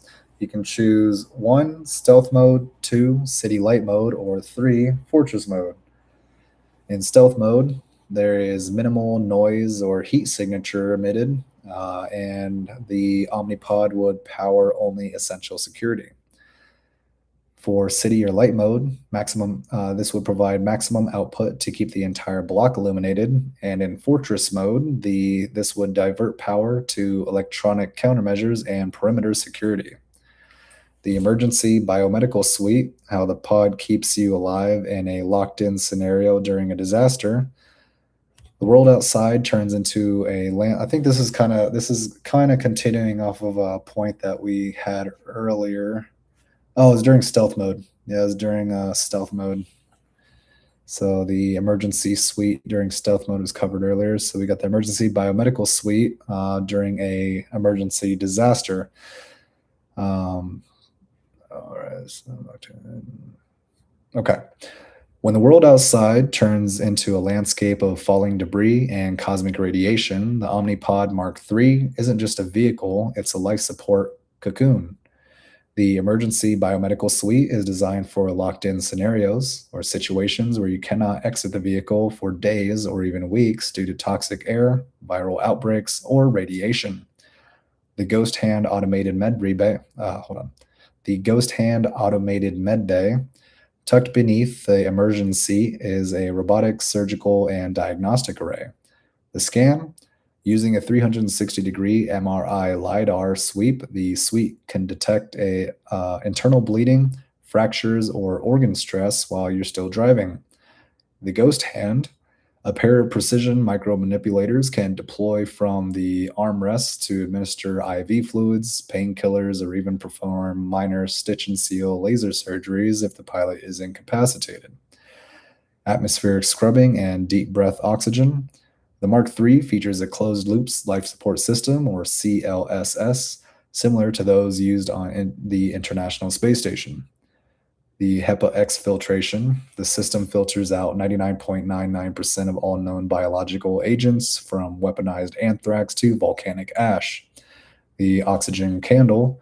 If the external air is completely depleted or vacuum pressurized, the pod can ignite oxygen candles, or solid chemical bricks that produce breathable air for 72 hours per brick.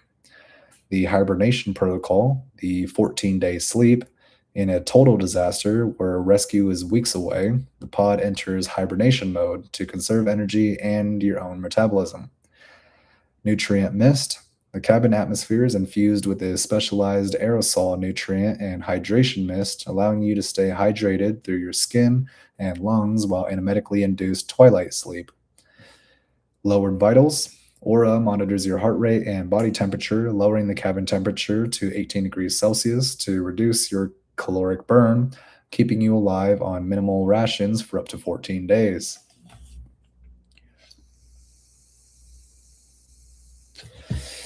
Biomedical specs. We have lead glass shielding. This would function, the function would be feature function. Function is just what it's made of. For lead glass shielding, we'd use a 12-inch iridium or lead composite. The survival benefit would be that it reduces 10,000 rads to a safe background level. Radiation. The rad flush shower. This would be an external high-pressure decon spray. This would keep the vehicle from bringing the poison home. The automated injector would be a needleless pneumatic injection that would instantly deliver adrenaline or rad blockers. For waste management, we'd use an integrated vacuum seal system, which would maintain hygiene in a 2-meter sphere for 30 days. Visualizing the survival sphere. To show this in action, I'll generate a four. Like that. Okay. Visualizing the survival sphere. In a pandemic lockdown, a matte black Mark III driving through a silent, empty city, its internal medical lights glowing soft blue as it monitors the pilot. Oh, so like during a pandemic lockdown, that's an example of what an Omni-Pod might look like out on the street. Cool. The fallout shelter, a Mark III half buried in debris after a collapse. Its ghost camera heads-up display is scanning for survivors through the rubble. In a wildfire escape, imagine a heat-shielded Mark III driving through a forest fire, the interior perfectly cool while the exterior rings glow red from the heat. The deep sea float, a Mark III bobbing in a flooded coastal city, completely airtight, acting as a high-tech life raft for its passengers. The orbital vacuum kit, how the Mark III adapts if it's loaded onto a starship for moonside transit. When the Mark III is hoisted up, into the cargo bay of a starship or a heavy lift rocket for transit to the moon or Mars, it isn't just lashed down. It undergoes a modular transformation to handle the vacuum of space and the harsh transition between atmospheres. First is the pressure lock gasket seals. The standard Mark III is airtight for deep sea diving, but space is a different beast. The orbital kit adds a secondary layer of self healing polymer gaskets around the main hatch and the 4-axis gimbal joints. The physics: in a vacuum, internal pressure wants to pop the pod like a balloon. These gaskets use the internal pressure to actually press tighter against the frame, creating a passive seal that requires zero power to maintain. For the cold gas thruster RCS, or reaction control system, the 4-axis motor rings are designed to push against ground or water. In the void of space, they have nothing to quote unquote grip. The kit is a small flush mount, includes small flush mounted nozzles that are installed into the iridium shell. The function of these nozzles would be to release bursts of compressed nitrogen. This allows the pod to rotate, pitch, and yaw while floating in the cargo bay or during the moon drop maneuver. You can literally drive the sphere through the airless void. The radiator fin deployment. In a vacuum, heat has nowhere to go. Without air to cool the plutonium core, the pod would melt itself from the inside out in hours. The solution: the orbital kit includes thermal wick panels that unfold from the rear of the sphere like metallic wings. Heat rejection: these panels radiate the reactor's excess heat away as infrared light. On the moon, where it's 120 degrees Celsius in the sun, these fins are the only thing keeping the cabin at a comfortable 22 degrees Celsius. The Star Tracker navigation heads-up display. The Ghost camera system is usually calibrated for Earth's horizon and GPS satellites. In space, global positioning systems or global positioning satellites don't exist. What? Oh, in space, GPS doesn't exist. Okay. Global positioning doesn't exist. The satellites exist, but they're not measuring your position in space. So GPS is if you're on the ground. That's what those satellites are for. Usually calibrated for Earth's horizon and terrestrial coordinates. In space, GPS doesn't exist. The update, the heads-up display, switches to celestial navigation. It uses the ghost eye cameras to lock onto known pulsars and constellations. The overlay: even though you are in total darkness between Earth and the moon, the heads-up display draws a virtual highway in your field of vision, showing you exactly where your landing trajectory is. Vacuum ready specs for the iridium shell. One modification would be to include a anti-micrometeoroid coating. The purpose would be to stop dust-sized pebbles at 20,000 miles per hour. Debris incoming, so we will stop that and or deflect it. For core management, we would use the modification would be a vacuum throttle logic, which lowers energy output to prevent overheating. For glass or acrylic, we'd use UV flash protection to instantly darken or block raw solar radiation. The umbilical, for the umbilical, we would use Starship data links, and this would allow the pod to quote unquote talk to the rocket's computer or communicate with the rocket's computer. The lunar drop, with the orbital kit installed, the Mark III is no longer a car, it is a short range spacecraft. It could roll out of a cargo bay 10 miles above the lunar surface, use the thrusters to orient itself, and let the 4-axis rings absorb the impact of a low gravity landing. The anti theft quantum lock. How do we stop someone from stealing a mobile plutonium reactor? So, how do you prevent someone from stealing your Omni-Pod, pretty much? Stealing an Omni-Pod Mark III isn't like stealing a car. It's like trying to hijack a sentient mobile.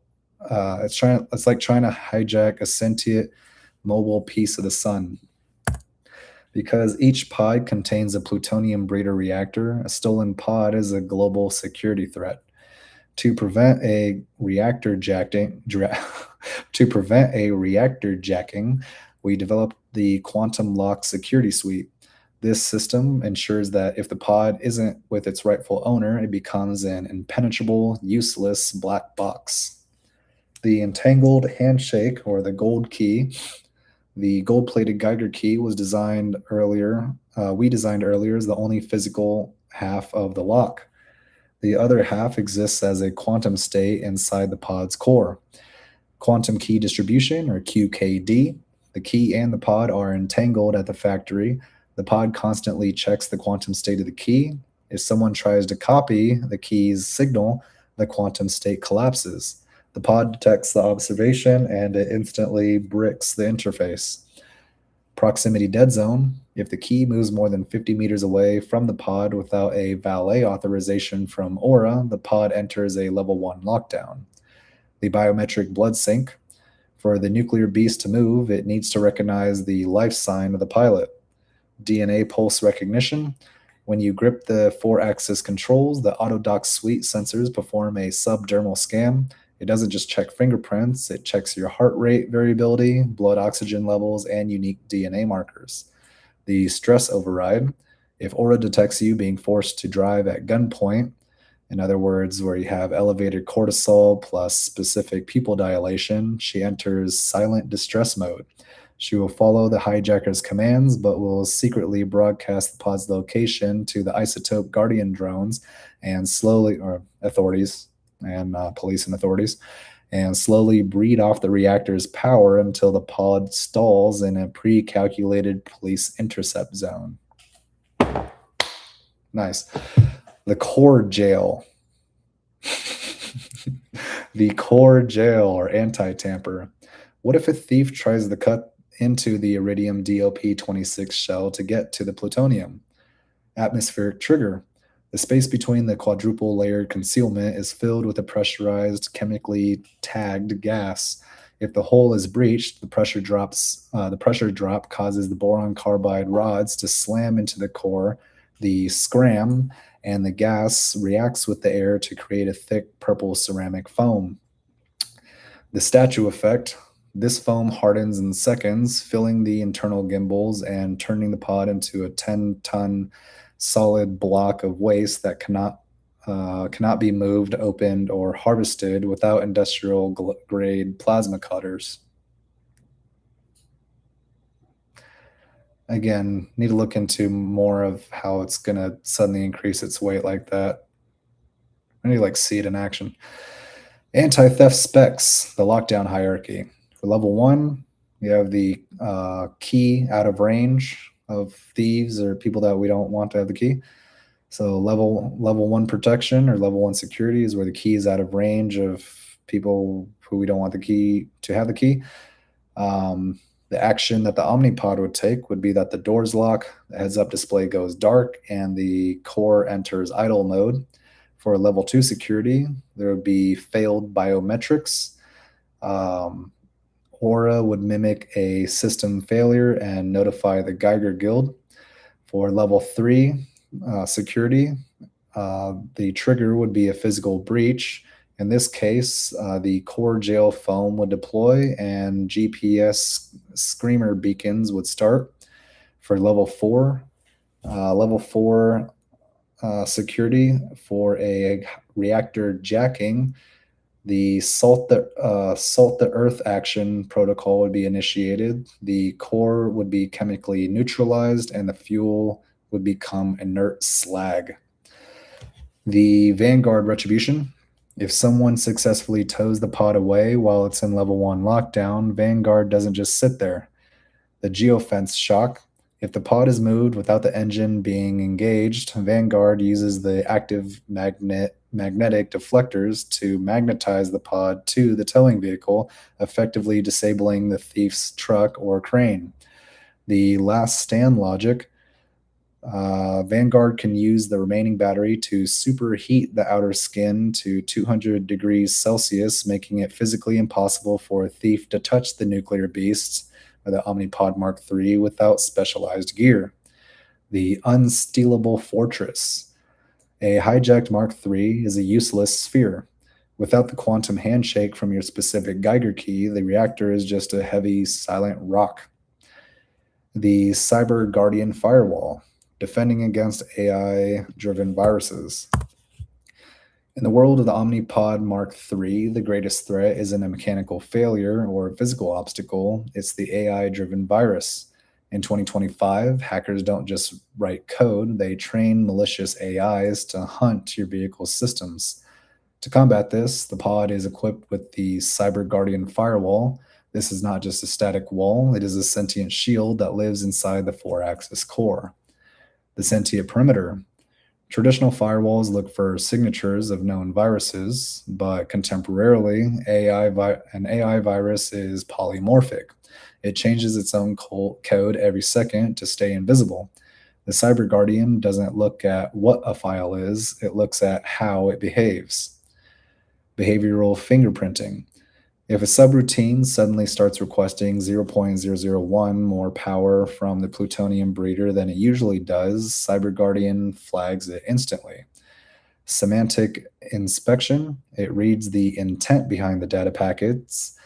If an incoming satellite signal contains a prompt injection, a hidden command designed to trick Aura, the firewall catches the linguistic trickery before it catches the AI's core.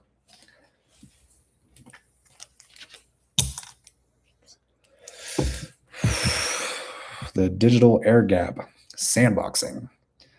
When the Cyber Guardian detects a suspicious entity, it doesn't just block it, it traps it. The mirror pod, the firewall creates a virtual twin of the Mark III's operating system. It tricks the virus into thinking it has successfully hijacked the vehicle. The observation deck, then, while the virus attacks the fake system, Vanguard analyzes its tactics. It learns the virus's DNA and shares that DNA with every other Mark III in the world via the Geiger Guild network. You aren't just protecting yourself, you are vaccinating the entire fleet. The neural reset, level 5 lockdown. If a high-level rogue AI manages to penetrate the outer layers, the Mark III enters level 5 lockdown. First, there is the isolation. The four-axis gimbal motors are physically disconnected from the central CPU. Next is the purge. The Cyber Guardian floods the system with white noise data, confusing the virus while it performs a hard reset of all non-essential systems. The manual override. During a purge, the pilot is given full mechanical control. You steer with the gimbals using physical tension cables, bypassing the computer entirely until the digital infection is eradicated. Cyber Guardian specs. For active heuristics, we use real-time behavior monitoring. This stops 99% 0.9% of zero-day unknown attacks. For GPU-enabled hardware, we use ultra-low latency processing, which neutralizes threats in under 1.2 milliseconds. The deep fake filter would utilize audio or visual verification to prevent hackers from impersonating the owner's voice. And quantum shielding would use post-quantum encryption to protect the gold key handshake from quantum computing hacks. The bumper cleanse. Once a threat is neutralized, Bumper, the luxury concierge, performs a system cleanse. It resets the cabin lighting to a calming green. It plays a localized haptic pulse through the immersion chair to let you know the digital air is clean, and it generates a threat summary on the heads-up display showing you exactly where the attack came from, usually a rival corporation or a ghost hacker in a different time zone. The Unbreakable Beast. You can drive through a digital hurricane, and the cyber guardian will keep your pod's soul intact. You are protected by our firewall that thinks as fast as the enemies who want to steal your plutonium, or your vehicle, or uranium. Hold on. It was uranium, plutonium, and hydrogen. There you go, or hydrogen.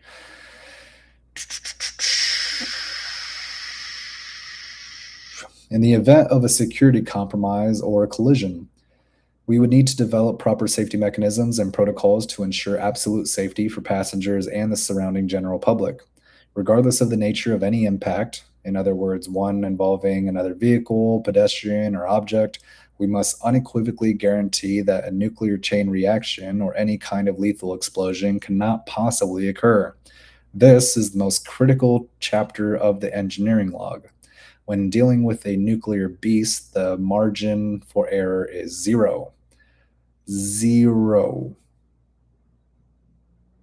Not a single other digit there. Zero. To ensure the Mark III is welcomed into cities rather than feared, we have engineered defense in depth, a series of physical and logical failsafes to make a nuclear explosion physically impossible. Here's how we handle the impact and breach protocols. The physics of non-explosion. It is a common misconception that a nuclear power source can explode like a bomb upon impact. The material. The Mark III utilizes plutonium-238 or Pu-238, which is an alpha emitter used for heat. It is not weapons grade and cannot sustain a prompt critical chain, well, in other words, a nuclear explosion. The ceramic form. The fuel is not a liquid or a loose powder. It is a pressed ceramic pellet, in other words, plutonium dioxide. Even if the casing were cracked, the fuel wouldn't leak like a gas. It would stay in solid. Heavy chunks that are easier to recover or relatively easy to recover. The black box containment shield. The core is housed in a multi-layer radioisotope heater unit, or RHU, designed to survive a literal rocket explosion. The aeroshell, the outermost layer, is a 3D woven carbon-carbon composite that handles extreme heat like atmospheric reentry. The impact shell. Inside that is a nested layer of rhenium and iridium. In a high-speed collision between two Mark III pods, these shells are designed to deform or crumple to absorb the energy but never breach. The result, even at a closing speed of 200 miles per hour, the core remains sealed. It is the strongest object on the vehicle. Passive safety, the neutron sink. In a collision, the biggest risk isn't an explosion, but a thermal runaway or overheating. Gravity-fed poison. The Mark III features a dead man's switch. If the vehicle detects a high G impact or a loss of power, a mechanical latch releases. Boron beads. Small beads of boron, a neutron absorber, fall by gravity into the core. This smothers the thermal reaction instantly, bringing the core to a cold safe state without needing a single line of code or a battery. Collision and passenger safety. While the core is protected, the passenger, needs to survive the G-forces.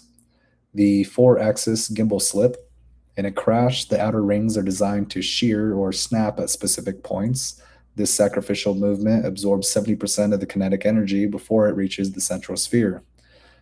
Liquid laminate glass. The cockpit glass is a multi-layered transparent metallic weave.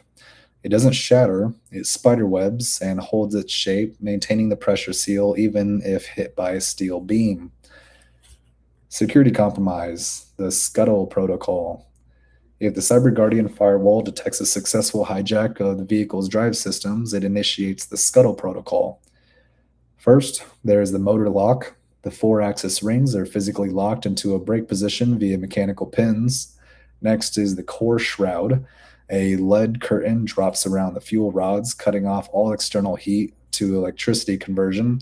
The pod becomes a paperweight.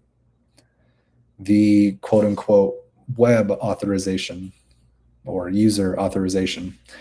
Only your specific biometric signature, verified via the gold key and a retinal scan, can unlock the scuttle state. If a thief tries to move the pod, it broadcasts a high-frequency Geiger ping to the Geiger Guild, pinpointing its location for recovery. Safety mechanism summary table. We have hazards, defense mechanisms, and outcomes. So for the first hazard we might face is high-speed impacts. Defense mechanism would be carbon-carbon impact shell, which would result in the core remaining intact and no leakage. In case of a system hijack, the Scuttle protocol would be initiated, which causes the vehicle to become immobile and electronics to go dark. During an external fire, the defense mechanism would be intumescent coating. The outcome would be that the shell expands to create a heat-proof foam barrier. In the event of submersion, emergency buoyancy bags would deploy. This would allow the pod to float to the surface and activate the Aura SOS signal. Final assurance. We have designed this so that you could drop a Mark III from orbit onto a concrete pad, and while the luxury interior might be ruined, the nuclear core would remain stone cold and sealed. You aren't just driving a pod, you are driving a vault. Explore nuclear insurance. So here we're going to elaborate on how people might actually buy a policy for 4-axis plutonium breeder bubble pod.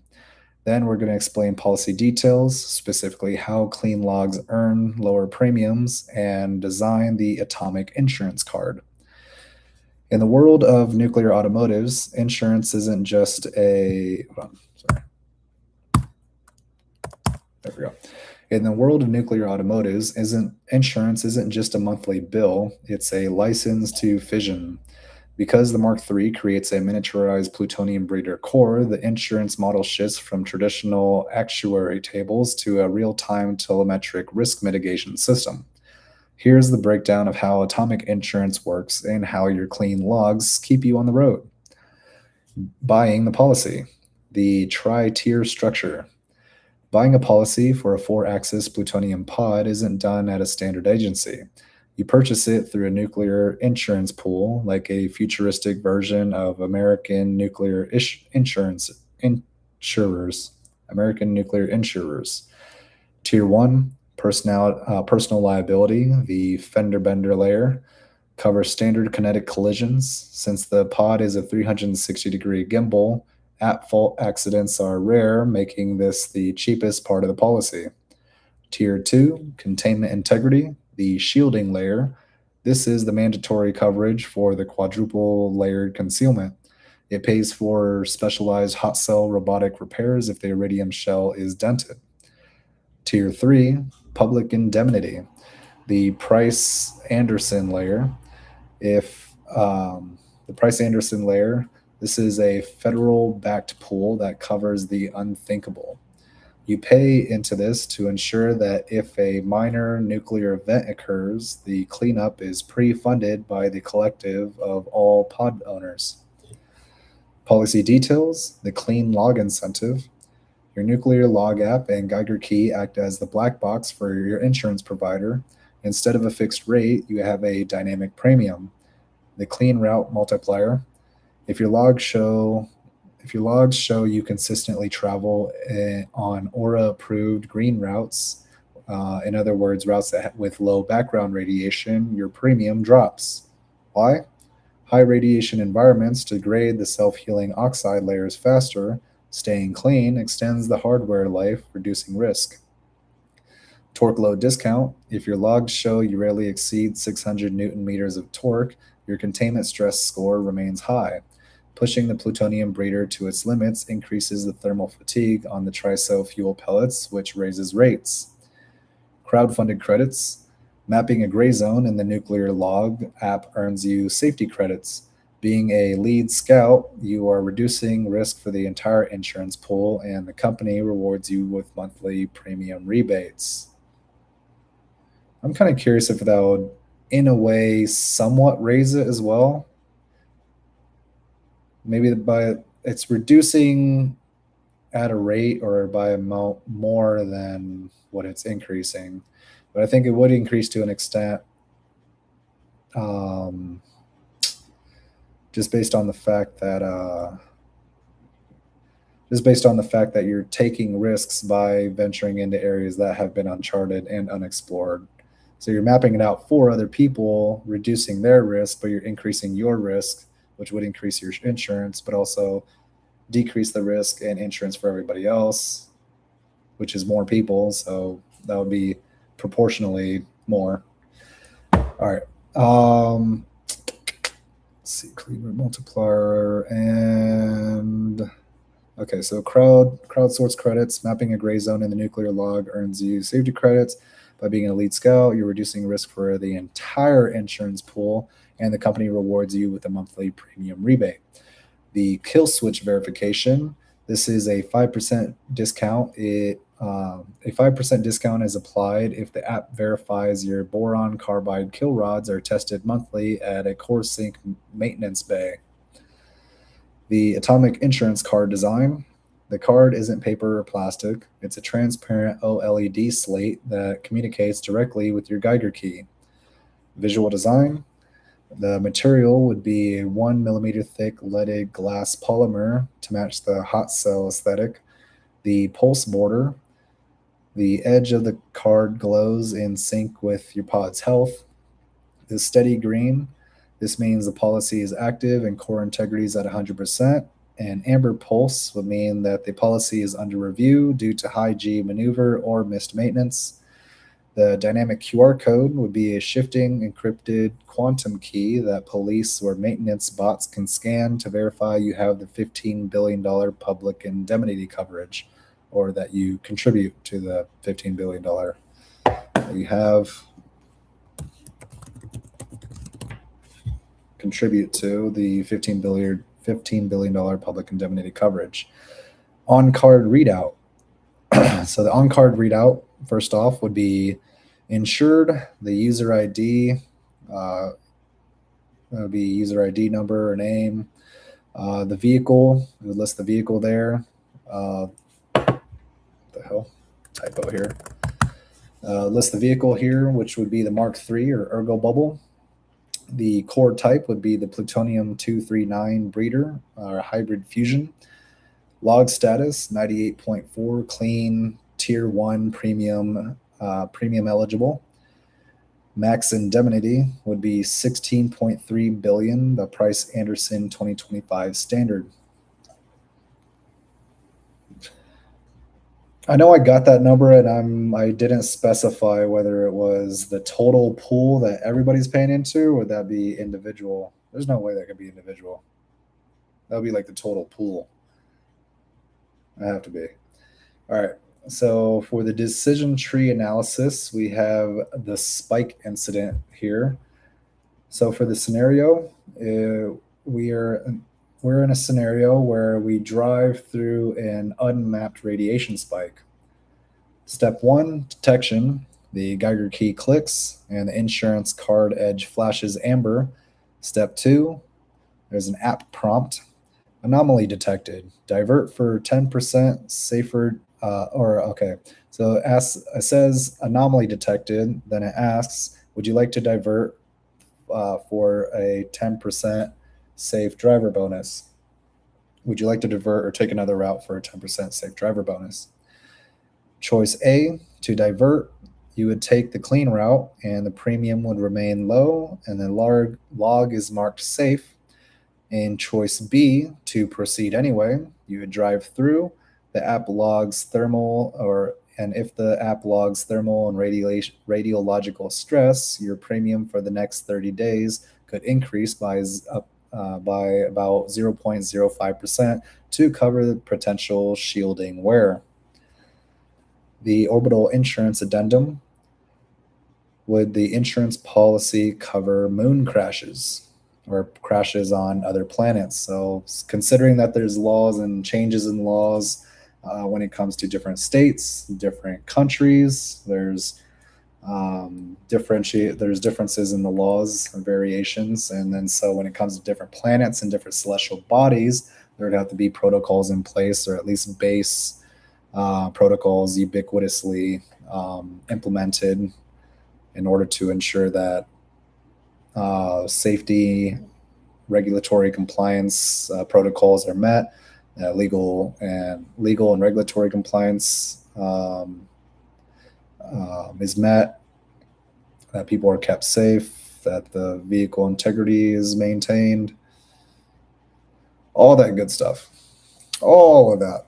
All right. So, does it cover moon crashes?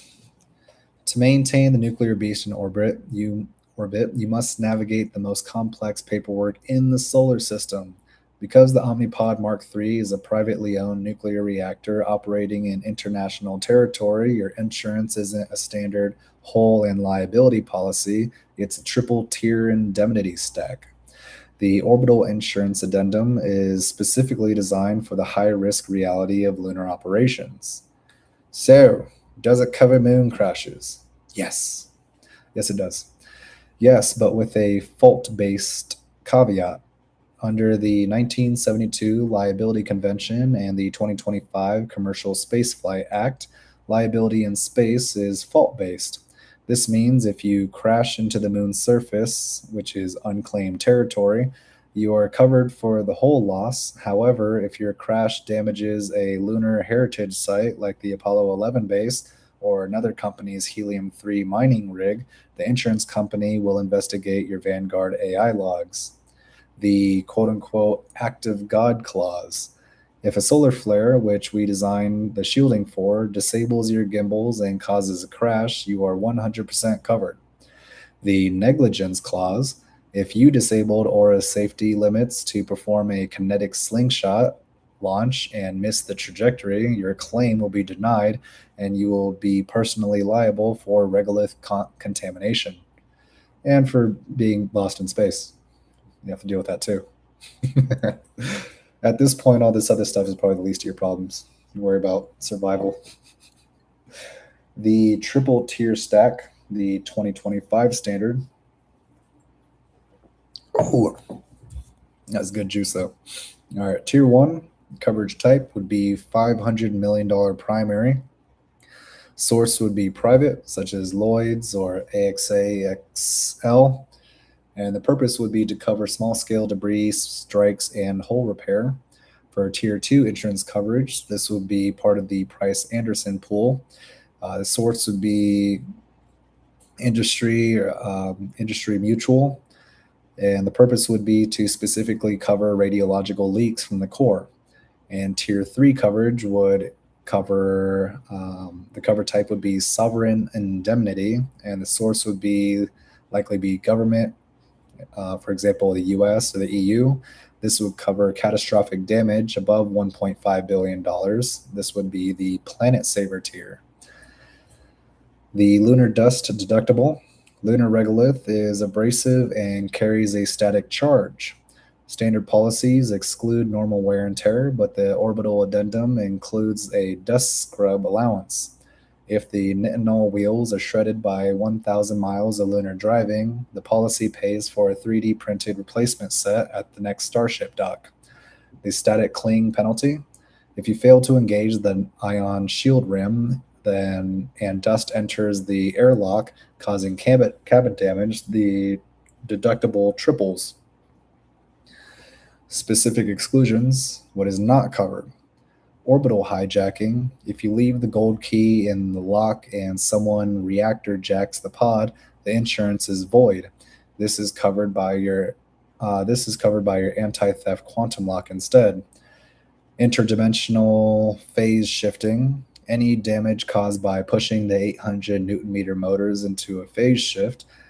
In other words, the interdimensional theory is considered experimental physics and is strictly excluded from all standard orbital policies. Unauthorized swarming: if you join a swarm link with unregistered or pirate pods, your liability coverage is instantly suspended. The Geiger Guild premium discount: you can lower your monthly premium by 15% if you allow the Geiger Guild to use your pod as a passive science node. By sharing your isotope guardian sensor data with the guild, you contribute to the global radiation weather map. In return, the insurers view you as a safety proactive administrator. The final handover: closing the file. With the insurance signed, the contract sealed, and the gold key turned, the Omni-Pod Mark III is officially yours. You have the luxury of a 5-star hotel, the stealth of a phantom, the strength of a nuclear reactor, and the legal protection of a sovereign nation. Claims adjuster drone. Okay, here we go. The flying bot that expects the pod after a crash or after an incident to ensure no atoms have escaped, or no free ions. If the world of nuclear automotive, in the world of nuclear automotives, a crash isn't just a traffic problem, it's a potential radiological event. To manage this, insurance providers deploy the Isotope Guardian Claims Adjuster Drone, often called a sniffer bot.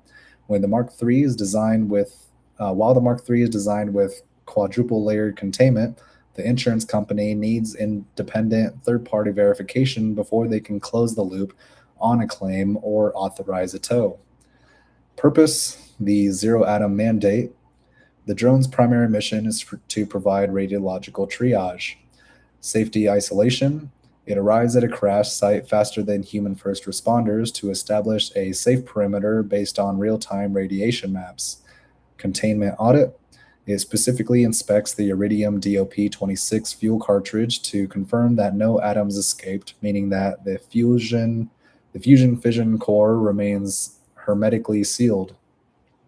Fraud prevention: by capturing 3D photogrammetry of the impact angles, it verifies that the crash wasn't staged to dump an old core for a new one.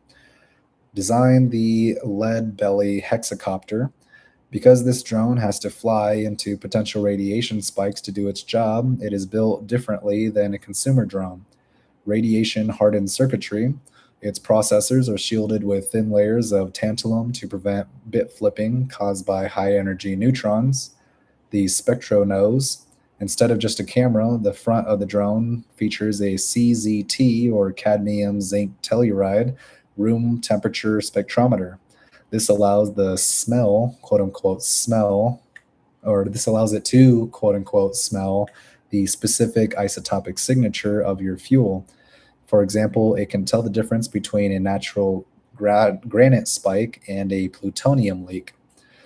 LiDAR structural X-ray: it uses high-frequency LiDAR to create a digital twin of your crashed pod. It compares this twin to the factory blueprint to detect internal microfissures in the ceramic sponge fuel matrix.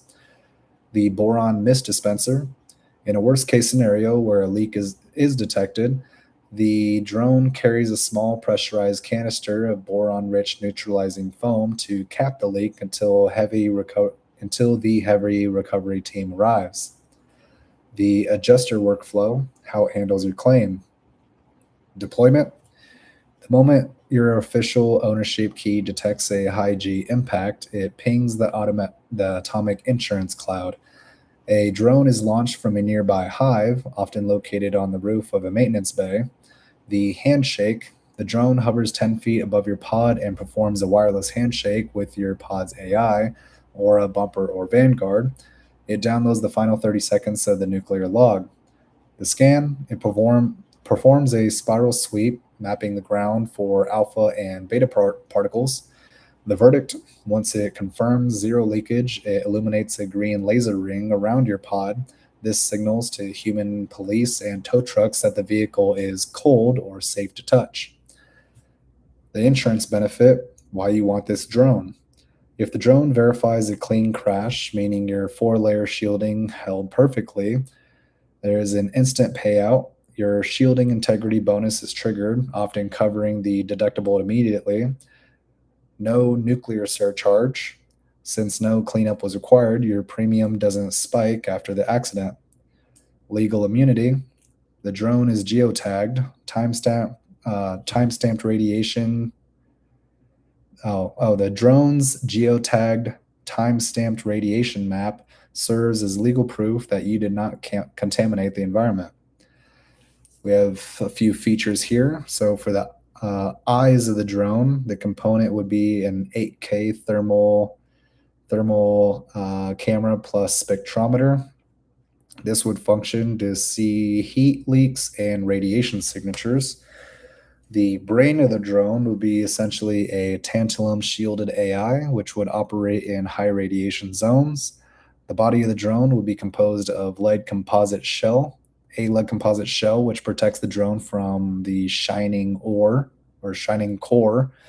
The voice of the drone would be an external PA system, which instructs bystanders to stay back. Now we're going to design the end-of-life decommissioning ceremony, which is what happens when a pod is retired after 50 years or after maturity. After half a century of bridging the gap between Earth and the stars, the nuclear beast deserves more than a scrapyard. The decommissioning ceremony is a mixture of a military retirement and a religious rite, ensuring that the plutonium core is laid to rest with the same precision with which it was awakened. The final approach, the homecoming. The ceremony begins at the Vanguard primary containment vault. As the administrator, you perform one last manual flight guided by Aura, which softens her tone for this final mission. The honors escort. Your final approach, as you approach the facility, a wing of newer Mark IV and Mark V pods often rises to meet you, flying in a V formation until you reach the landing pad. The crowd, because the Mark III is a legend of the 2020s, crowds of nuclear overlanders and Geiger Guild members often gather to watch the final descent of a long-serving unit. The spirit transfer. A pod is its data. Before the physical shell is touched, the mind of the vehicle is preserved. Memory extraction. A high-speed fiber optic umbilical is attached to the 4-axis gimbal housing. All 50 years of logs, every mountain climbed, every lunar crater crossed, and every conversation you had with the AI is transferred to a solid-state heritage cube. The Aura farewell. The AI provides final summary of the vehicle's life. Administrator. We have traveled 4.2 million kilometers. The core has pulsed 1.5 billion times. It has been an honor to protect you. Closing file. Goodbye. The amber heads-up display lights fade to black. The poisoning of the core. This is the technical heart of the ceremony. To make the vehicle safe, the nuclear reaction must be permanently halted. The boron injection. Under the supervision of a nuclear priest from under supervision of a nuclear priest from the Geiger Guild, a liquid boron solution, a neutron poison, is injected into the breeder core. The thermal drop. You watch the gauges on your mobile device as the core temperature drops from a white-hot operational state to a cold, safe ambient temperature. The hum has been the heartbeat of your travels for 50 years. The hum that has been the heartbeat of your travels for 50 years finally stops. The silence is profound. The gold key retraction. The final act is performed by the administrator. The final turn. You insert the gold key into the console and turn it past the off position to the archive notch. The extraction. The key is ejected from the slot. In a traditional ceremony, the administrator keeps the key as a memento, while the Vanguard team replaces it with a lead lined dead plug to seal the console forever. The afterlife is three paths. So this is what happens to the physical beast or Omni-Pod Mark III once the ceremony ends. First, we have three options here. First, the sarcophagus. This is where the pod could be encased in a clear lead glass container or vessel and placed in a deep underground vault cathedral. This would result in a permanent monument. For a shell swap, the radioactive core is removed, the luxury interior is refurbished with a modern electric battery, and it would be able to continue civic use. There's also the star burial. This is where the pod is loaded onto a drone rocket and fired directly into the sun or near a star. This is the ultimate nuclear ashes ceremony. The final handover. As you walk away from the vault, you are handed the Heritage Cube. You can plug it into your home system, and the aura will wake up there without the pod, but all the memories of your 50-year journey intact. Marketing campaign strategy. Marketing a vehicle powered by uranium and plutonium requires a shift from selling a car to selling a future. To overcome the 20th century stigma of nuclear, the campaign for the Omni-Pod Mark III must lean into three pillars: radical transparency, artistic luxury, and environmental heroism. Omni-Pod Mark III, the Aura of Safety campaign. The core narrative: the hero of the clean energy future. We don't call it nuclear; we call it infinity range atomic hybrid or deep energy mobility. The campaign positions the Omni-Pod not as a dangerous machine, but as a clean hero that cleans the air and removes the need for destructive lithium mining. Marketing channels and creative strategy. First channel is the glass wall VR showroom. This is where we would need radical transparency. For creative content, we would use an AR app or augmented reality app that allows users to X-ray the 4-layer containment in real time. You can physically walk around a digital core and try to quote-unquote break it to see the boron kill rods deploy. The Silent City documentary. This would require the acoustic luxury. This would be a high-end film showcasing the Omni-Pod drifting through a bustling, silent city at night. No engine roar, just the faint musical hum of the 800 Newton-meter rings. Influencer partnerships. Our strategy here would be to use lead scouts, partnering with high-end tech futurists and environmental activists. In other words, the modern-day whole Earth catalog types. They vlog their 10,000-mile journeys with zero refuel stops. Pop-up maintenance boutiques. Our strategy here would be to incorporate public education, minimalist glass galleries in major cities where people can hold the gold-plated Geiger key and see it react to everyday objects like bananas or granite to demystify radiation. Messaging, addressing the skepticism. The fear response: isn't it a bomb on wheels? The Omni-Pod rebuttal. The Omni-Pod uses TRISO X fuel, ceramic-coated kernels that physically cannot melt. Even in a terminal impact, that fuel remains a solid, inert rock. It is the safest thing on the road because it is the only thing on the road designed to survive a meteor strike. The waste response. What about the radioactive trash? Omni-Pod rebuttal. There is no trash. We don't throw away fuel, we breed it. Your Mark III consumes its own waste, turning uranium into plutonium to power your next decade of travel. When your 50-year core is done, we recycle 99% of it for the Mark IV. or newer models. The Omni-Pod brand identity or visuals, color palette, iridium silver, deep core sync blue, and 24 karat gold accents. Slogan, travel forever, impact nothing.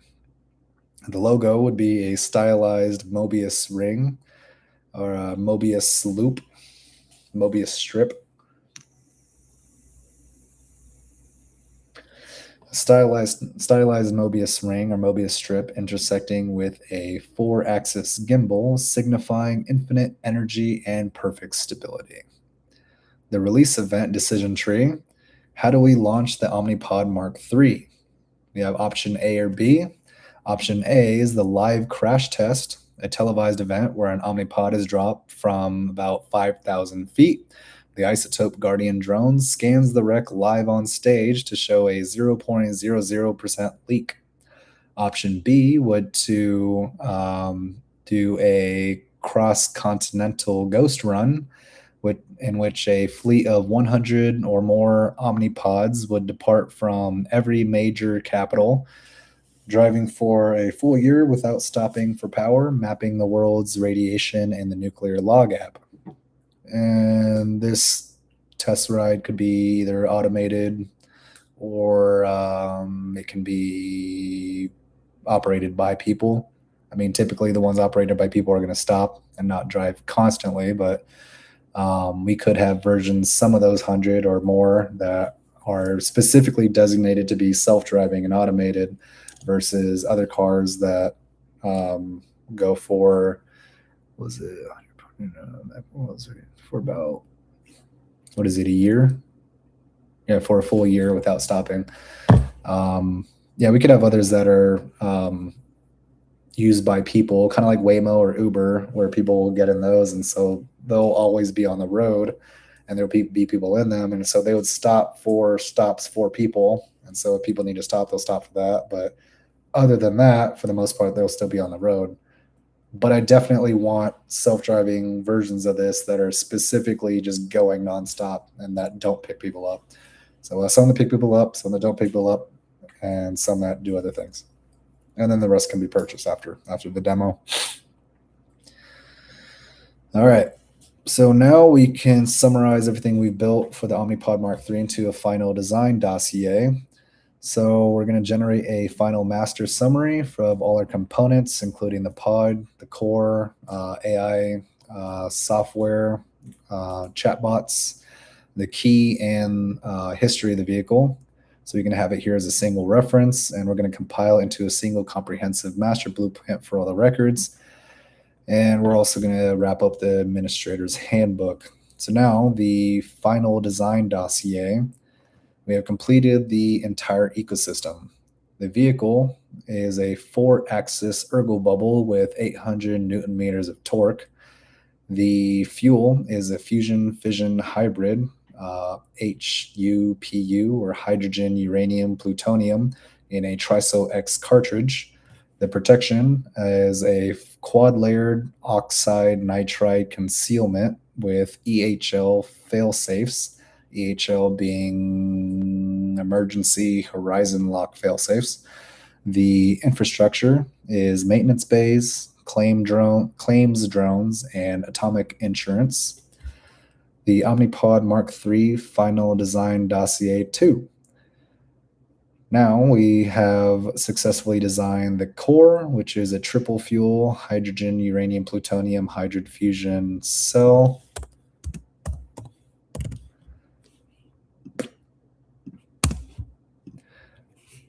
Okay, the safety would be the quad layer concealment and EHL gravity failsafe. The interface would be the gold-plated Geiger key, the tri-agent AI, Aura bumper Vanguard, and the nuclear log app. The infrastructure would consist of the core sync maintenance, atomic insurance, and claims drones. And for comfort, there'll be the 4-axis gimbals and silent drive audio shielding. All right, now for the elevator pitch. The Omni-Pod Mark III isn't just a vehicle. It's a sovereign ecosystem that removes the word limitation from your vocabulary. Powering this 10-ton beast is a triple fuel hybrid fusion core a masterpiece of nuclear engineering that utilizes a high density matrix of liquid hydrogen, ceramic coated uranium, and plutonium 235. This breeder logic allows the pod to consume its own waste, providing 50 years or more of continuous 1.2 megawatt output without ever visiting a charging station.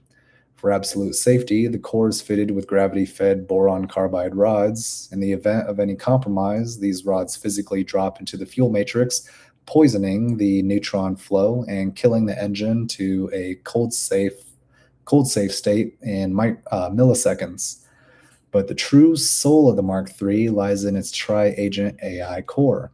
You don't just drive, you are supported by three distinct digital consciousnesses. Aura manages your biological well being and navigation, monitoring your vitals through the cabin sensors to ensure every journey is a meditative experience. Bumper acts as your luxury concierge, handling the pod's social protocols, silent drive acoustics, and internal climate to mimic a five-star lounge. Vanguard is the tactical pilot capable of executing high torque maneuvers and 800 Newton meter defensive shifts that no human could calculate alone. Protected by a quadruple layered iridium shell and authenticated by the quantum entangled gold Geiger key, the Mark III is a sentient stronghold. It recycles your breath into methane fuel, filters the air of pathogens, and provides the energy to run a skyscraper or survive a decade off grid. The world is changing. Move through it in a machine that thinks as fast as you do. Now we have finishing up here. We have a few concept photos here. The first one is the Omni-Pod located at Hypercell Nuclear Automotive Dealership. Let's put it here. So basically the picture I'm seeing, so there's a wheel that goes that way, and then two more wheels that go around this way. Basically surrounding the whole entire pod, which is the bubble, the sphere in the middle, and then the wheels obviously go to make to propel the craft.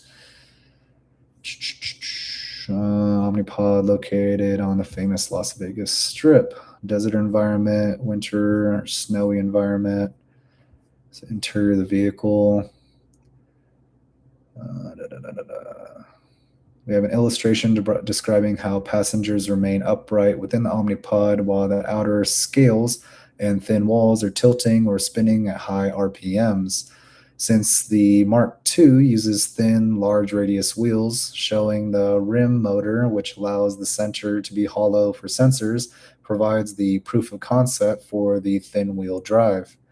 This visualizes the exoskeletal grid we discussed, showing how the 500 kilogram frame can be both incredibly strong and lightweight enough to meet your power to weight ratios. And that is it. I just need to come up with some hashtags.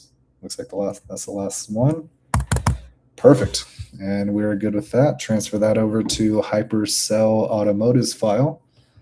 And it's already uploaded on Instagram. So if you want to check it out on Instagram, I got the elevator pitches and all the pictures that I was talking about. That's already uploaded to Instagram. So feel free to check that out. I got Mark I, Mark II, and Mark III all uploaded onto YouTube and Instagram. The Mark I version is uploaded onto my other channel. I did realize that, but it is all uploaded online. All right. Note to self, create a link to my other channels. All right, we covered a lot. How long did I go? I'm sure, let me guess, I'm at least 3 hours. 2 hours. I'm going to guess at least 2 hours.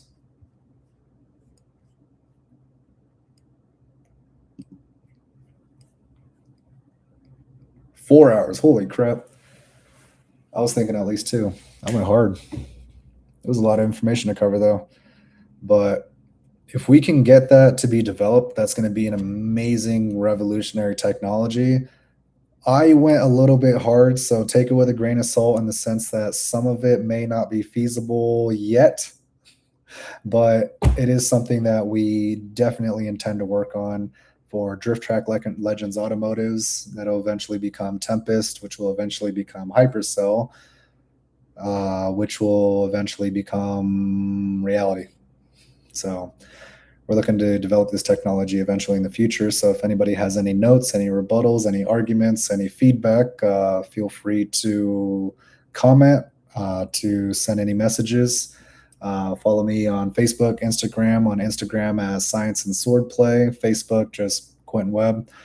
And then I have literally other channels for pretty much all my business ideas. So if you find a way to message me, feel free.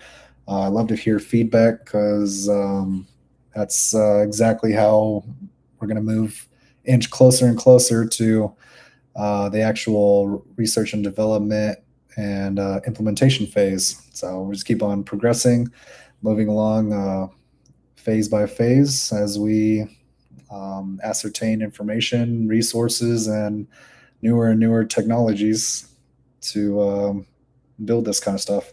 So we're going to get there. We're going to get there eventually. We'll get there together. We're going to do it, people. All right, I'm already at 4 hours. I'm done. Oh. All right, thanks for watching, and we'll catch you on the next one. Matt, yo.